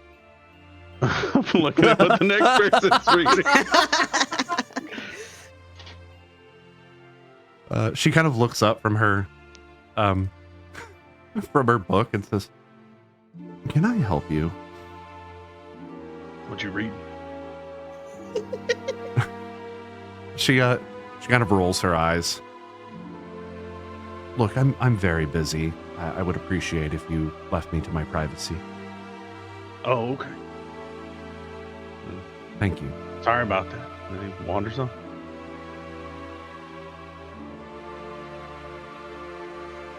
Ian Fear, what are you doing? Yeah, with what's going on? He's just wandering around. Ian Fear, what are I'm you up sort to? of, I mean, now coming into the hall, sort of like there's a little bit of a sense of like familiarity for Ian Fear, but because of that, he's actually going to start looking through because he's trying to find sort of information. But really, what he's going to go towards is like records of like town news. Town news, is it? Yeah, like all the stuff that's happened within the town's history, especially trying to go back, like say, a few years to around the time he left. Okay. Yeah, actually, in this corner of the library, you are able to locate a book that has sort of a chronological, recant of things important events that happened over the past few years.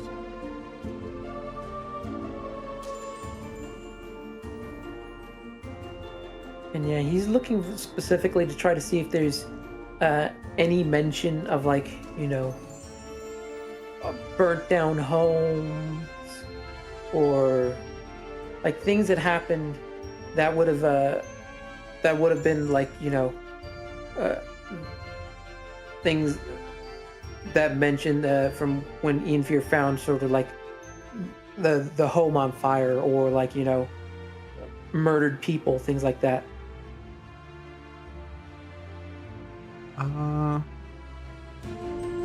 So yeah, you actually are able to find a report about a home that was burned down, and it does actually point out that the home belonged to the parents of Sarahi, and it lists her among the casualties. As a matter of fact.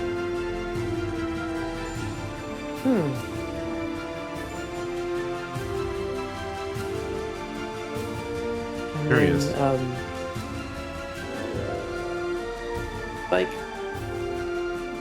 Like closing up the book, Ianfir is gonna sort of like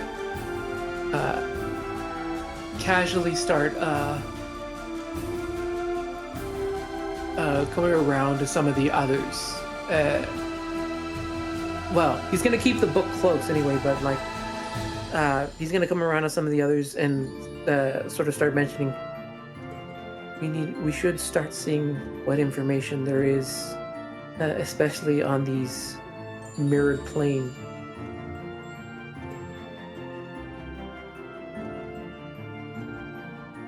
Okay. So he's gonna start. I mean, it probably would first start with like, you know, some of the common things like, you know, magical transport, like with teleportation and creating portals and things like that.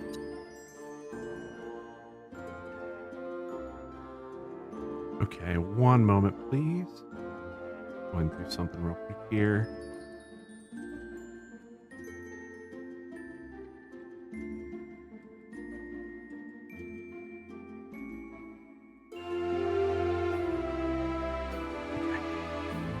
Perfect.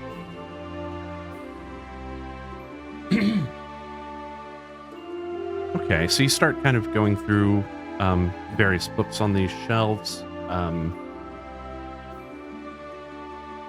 Go ahead and roll for me an investigation check, if you please. Okay.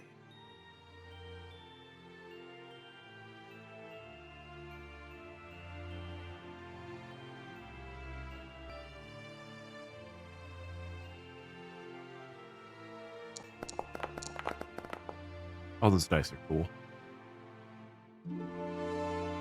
18.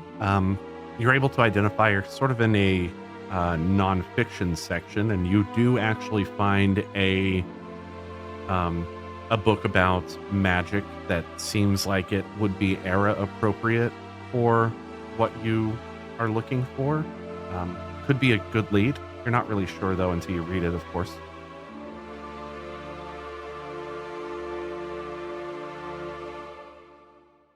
Could be that you could just thumb through it and find it, or find what you're looking for, or perhaps not. Yeah. Ianfir will start thumbing through, seeing any sort of passages that might stick out.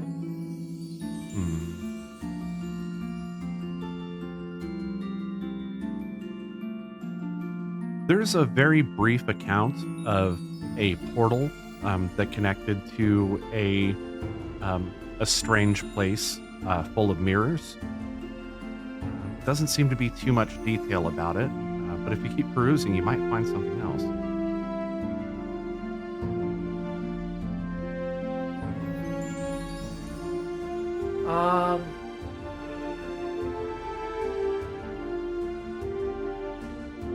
Ianfir's going to sort of start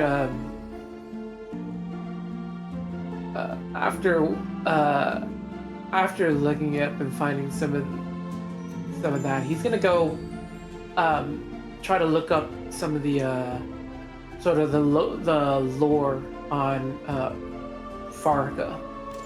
On Farka? Okay.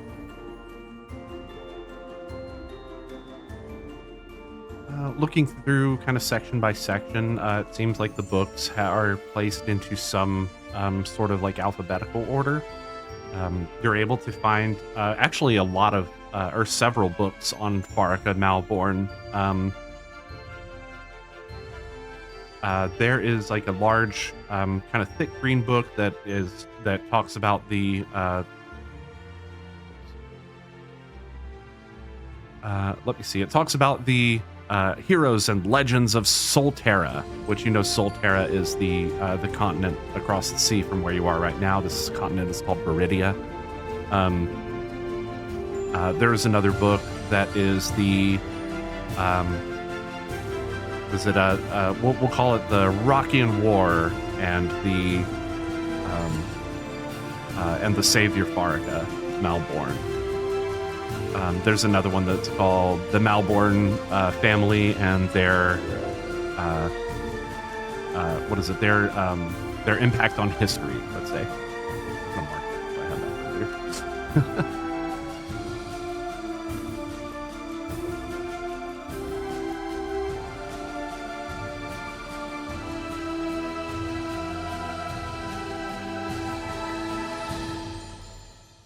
Rek, what are you up to? For the most part, he's just wandering around, looking. I mean, books aren't of an interest to him, but the place that he's in is fascinating. So you're approaching this last table. There is a gnome sitting here, his hand in his hair, which is like completely disheveled. He looks rather perplexed, frustrated, but he's kind of going through different notes and different books. You see like pictures laid out before him.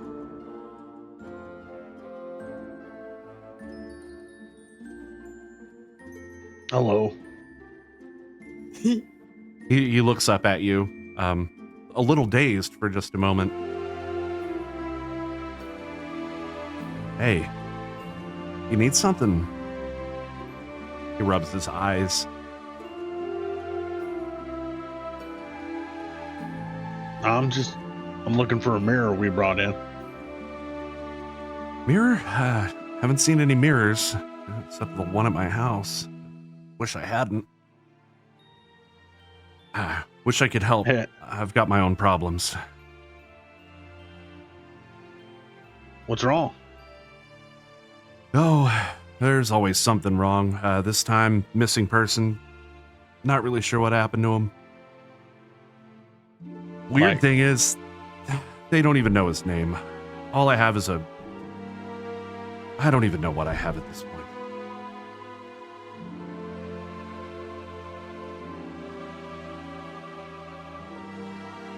Where'd they go? Huh?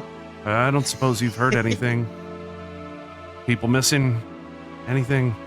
No, I'm actually new in town. I haven't heard much of that since. Like, they don't know Oh. his name, but they know he's missing. I'm as perplexed as you are. I've been sitting here going through accounts of people, places, things, people coming and going. It's just one dead end after another. Quite frustrating. You see him Where'd kind it of like look over his shoulder real quick, and he pulls what looks like a flask out of his pocket and takes a quick swig and throws it back in a pocket inside his jacket.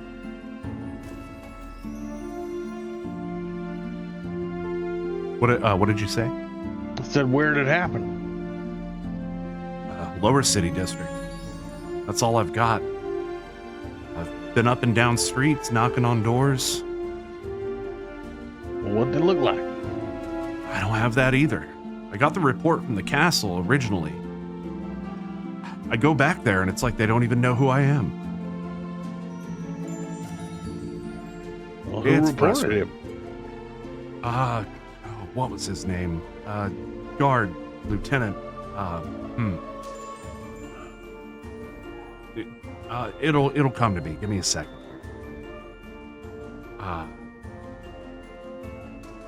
He pulls out this flask. You see him take another swig.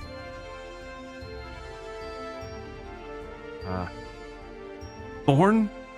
I think Storm Rider? In fear you hear that, you recognize the name. Yeah, Thorn, he reported it. But now, I tried to ask him a few minutes ago. He acts like he doesn't even know who I am. Weirdest Well, thing you ever seen. Well, who are you? Me? Oh, Yeah. Yestus Charmsil. Investigator. Nice to meet you. Rack puts out his hand. He clasps your hand. Yes, he actually has kind of a firm grip. As he kind of turns toward you, you see like his beard is also like super disheveled. He's got sort of a chin strap beard going on.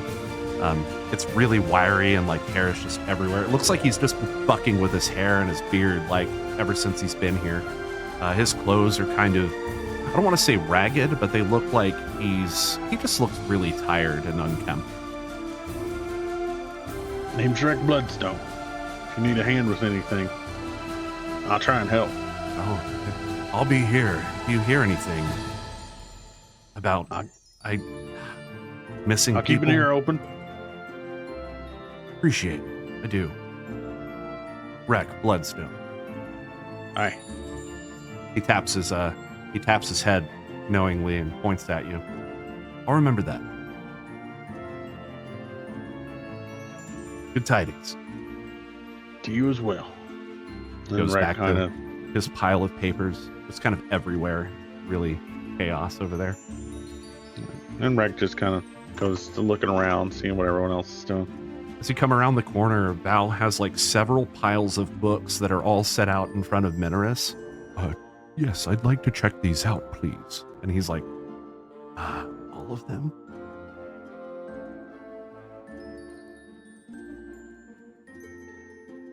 Yes. Okay. I am a quick study.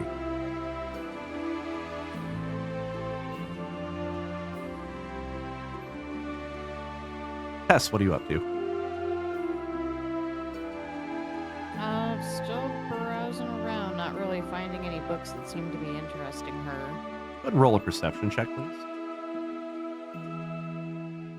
please. Or are you? Meh. With a 5. You happen across a small section of books, in which one in particular stands out to you. It's a small, thin, leather-bound text with no title, or at least no apparent title, but it just seems to kind of jump out at you. Like a moth to a flame. Tess reaches for it. Okay. Opening up the first page, it says, the human colonies of Viridia.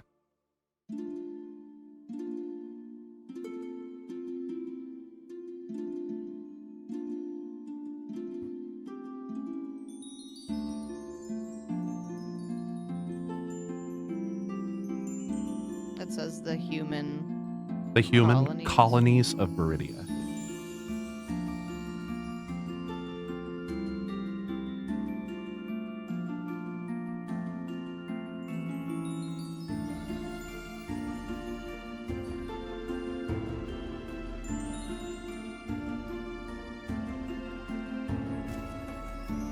Well, she'll take that book over to a table and crack it open.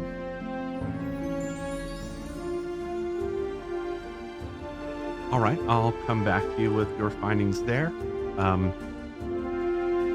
Anyone else looking for anything in specific?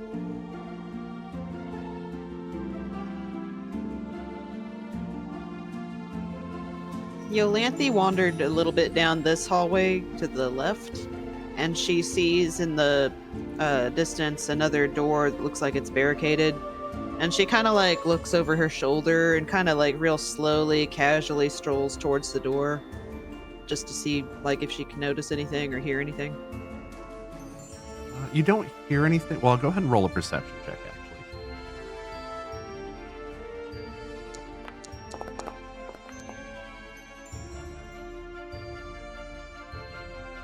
Okay.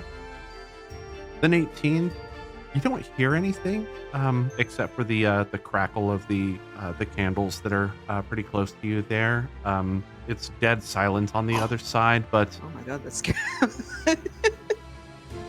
You actually open up the, you actually kind of peer through the lock a bit, and you can make out. I did open the door so that you could see through, but you can make out these two large stone statues depicting what looks to be lions, poised up against the wall and overlooking a greater part of the library inside that chamber. It looks like there are just a bunch of other books in there, once again stretching all the way up to the ceiling. She kind of is like, huh. Probably just some more dusty old books. And then she looks down the hallway and doesn't see anybody, like, I don't think that can see her. So she kind of reaches out and just, like, touches the doorknob just to see if it's unlocked. It is locked tight. However, as you touch that lock, you look up out of frustration that it's not open, and happen to notice a book with some text that you actually do recognize. The name Val'faelen, although you're not able to really pick out what else it says. She actually reaches up and picks up the book and like kind of holds it, like tries to read but can't, and she gets kind of like ugh. So she bustles over to where Tess is with the book.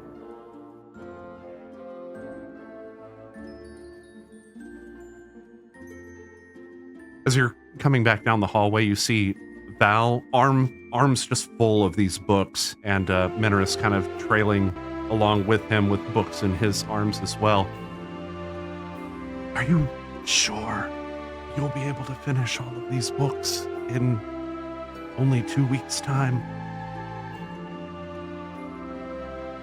Apparently you know not of my history.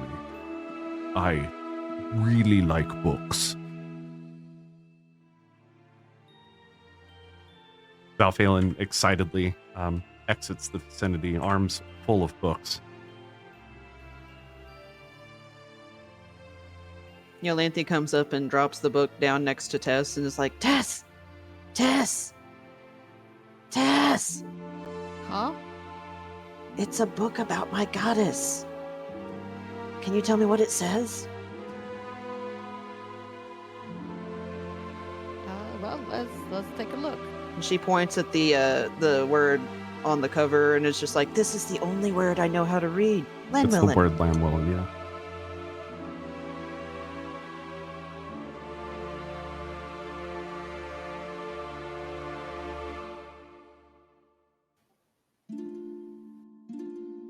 Well, we'll crack it open and take a read through it.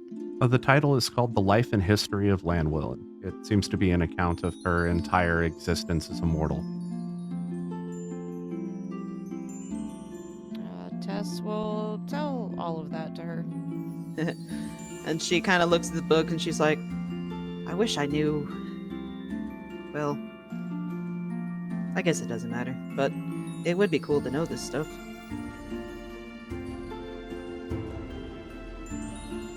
Your friend, the Dragonkin, he says he'll be back in a minute. I can't hear that too well. Oh, I'm sorry. Your friend, the Dragonkin, he says he'll be back in a minute. Did he buy all those books? Check them out, yes. Can I buy this one?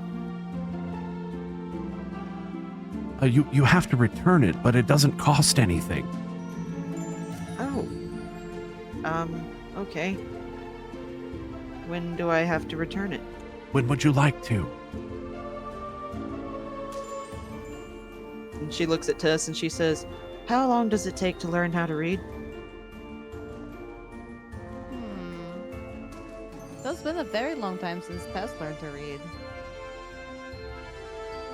And she looks down at the book and then she looks up at, I'm sorry, what's his name again? Menorus. Menorus. Looks up at Menorus and is just like, maybe 2 days.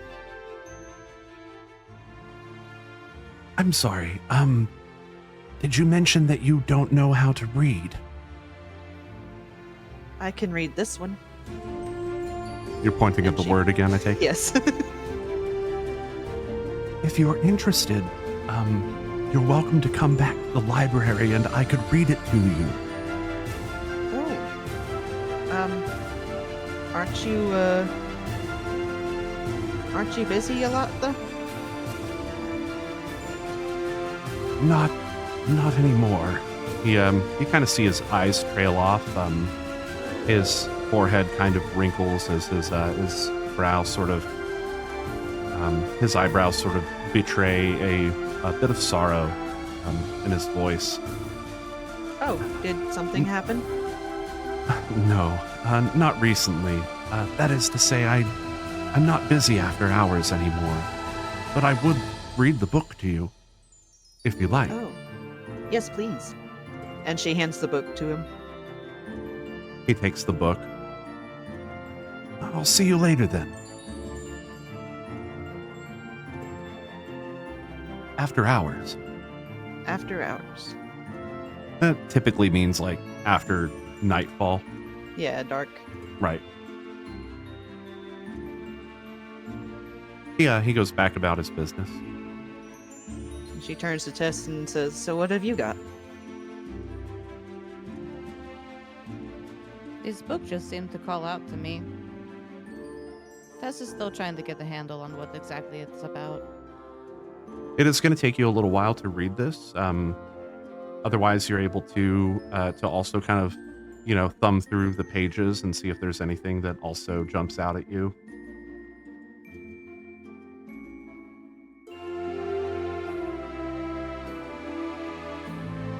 Yeah, I mean, she's kind of thumbing through it and reading. Kind of just scanning through page by page. You recognize that this is a book that just outlines various minor human colonies throughout the region of, throughout Viridia, which is this entire continent. It's just sort of an account on the people that live there and who they are, what they do in their daily lives, like what their economy's like. It's sort of drab and boring, but you grew up in a human colony of Viridia, didn't you? Tess doesn't know the geography. Well, it's a human colony. But it does sound familiar, so she keeps reading through. Ian Fear, how's it going?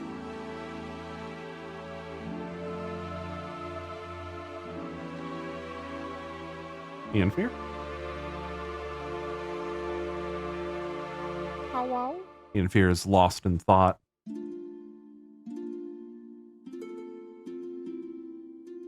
A little while passes. It's probably starting to get a little late. Or later in the day. I don't want to say late because it's not like dark yet, but Ian Fear, are you not there at all? Well, we'll just bide our time then. Val'faelen actually comes back in the door, arms now empty. He takes a seat at the table across from you, Tess. I've got my work cut out for me. Seems as though you've found something to read as well. Just a little something that reminds Tess of home. The nice tiefling is going to read the story of Val'faelen to me. The story of Val'faelen, you say? Yeah. Stories I heard growing up, as a matter of fact.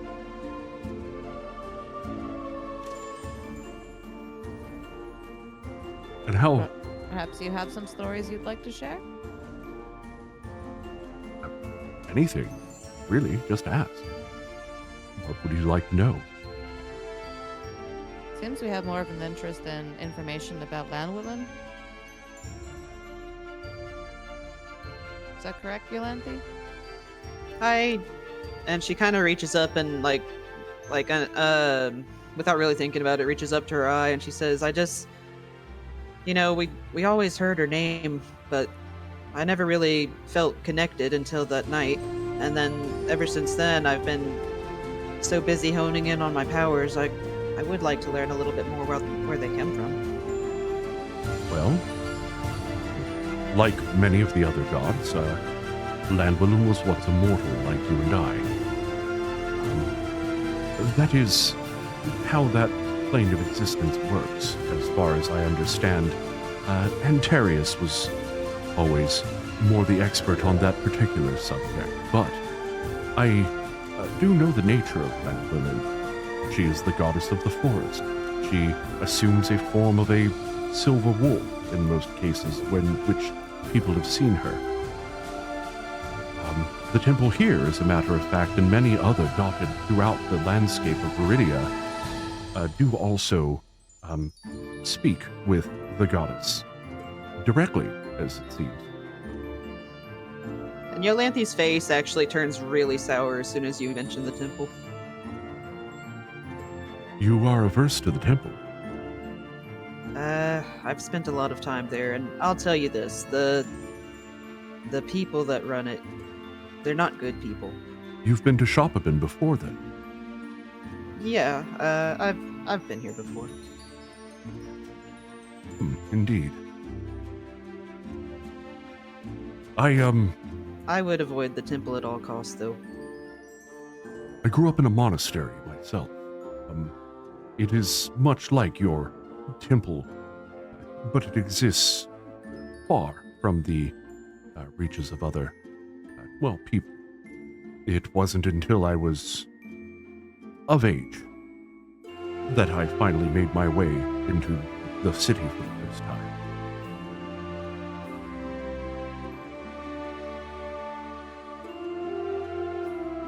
She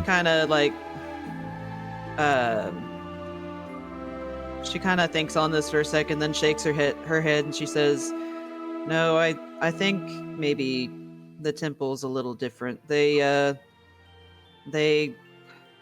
consider themselves gods. They think they actually control the nature, but they don't. They just talk about it. Druids can't control nature. They can only use it, wield it, work with it. It's a type of magic all its own." I see. I don't know how to explain, but I know I'm familiar with these guys, and let me tell you, they're scam artists at best. They want people to come in with offerings. The farmer comes in with coin to say, "Rain so my crops will grow," and the bride comes in with coin to say, "Please don't rain so that my wedding is perfect." And they take both coins and, they let the day do what it will do. And then when somebody gets angry, they shrug and say, "The nature goddesses did not allow it," and that's that. I never had a relationship Nothing can be with the gained from temple. going there. I'm starting to feel happy that I never did. Yeah, and then Yolanthi kind of looks down at the books, and then she looks around. She's like, "So when do we have to meet with these people? I'm getting bored." Ianfir, are you back yet? Did we lose him? What's going on? Uh-oh, I hope everything's all right.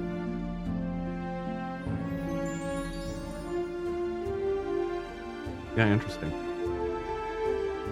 Well, it's actually starting to get late, so it is coming up on time for Ianfir to meet up with Zarahi as planned. But before that, when What was the time last time you roughly is were? it? Oh, I'm sorry. What time roughly is it now? We probably say it's about 3 p.m., 4 p.m. Okay. Sun's kind of starting to set, but it's not setting necessarily.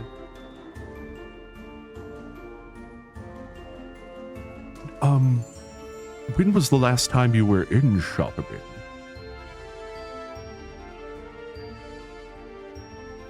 Well, actually, I left Shopabin to go to Mercadica. Ah, so you traveled to I- Mekradika by way of Shopabin. Were you born Yes. here? She kind of stops at the question and she says, "Yes and no, not exactly." It's not the city itself. I see. This is actually the first time I've ever really been in the city. It's nice. It's a bit less green than I would feel comfortable, but it's nice. Indeed, I've enjoyed the city thus far.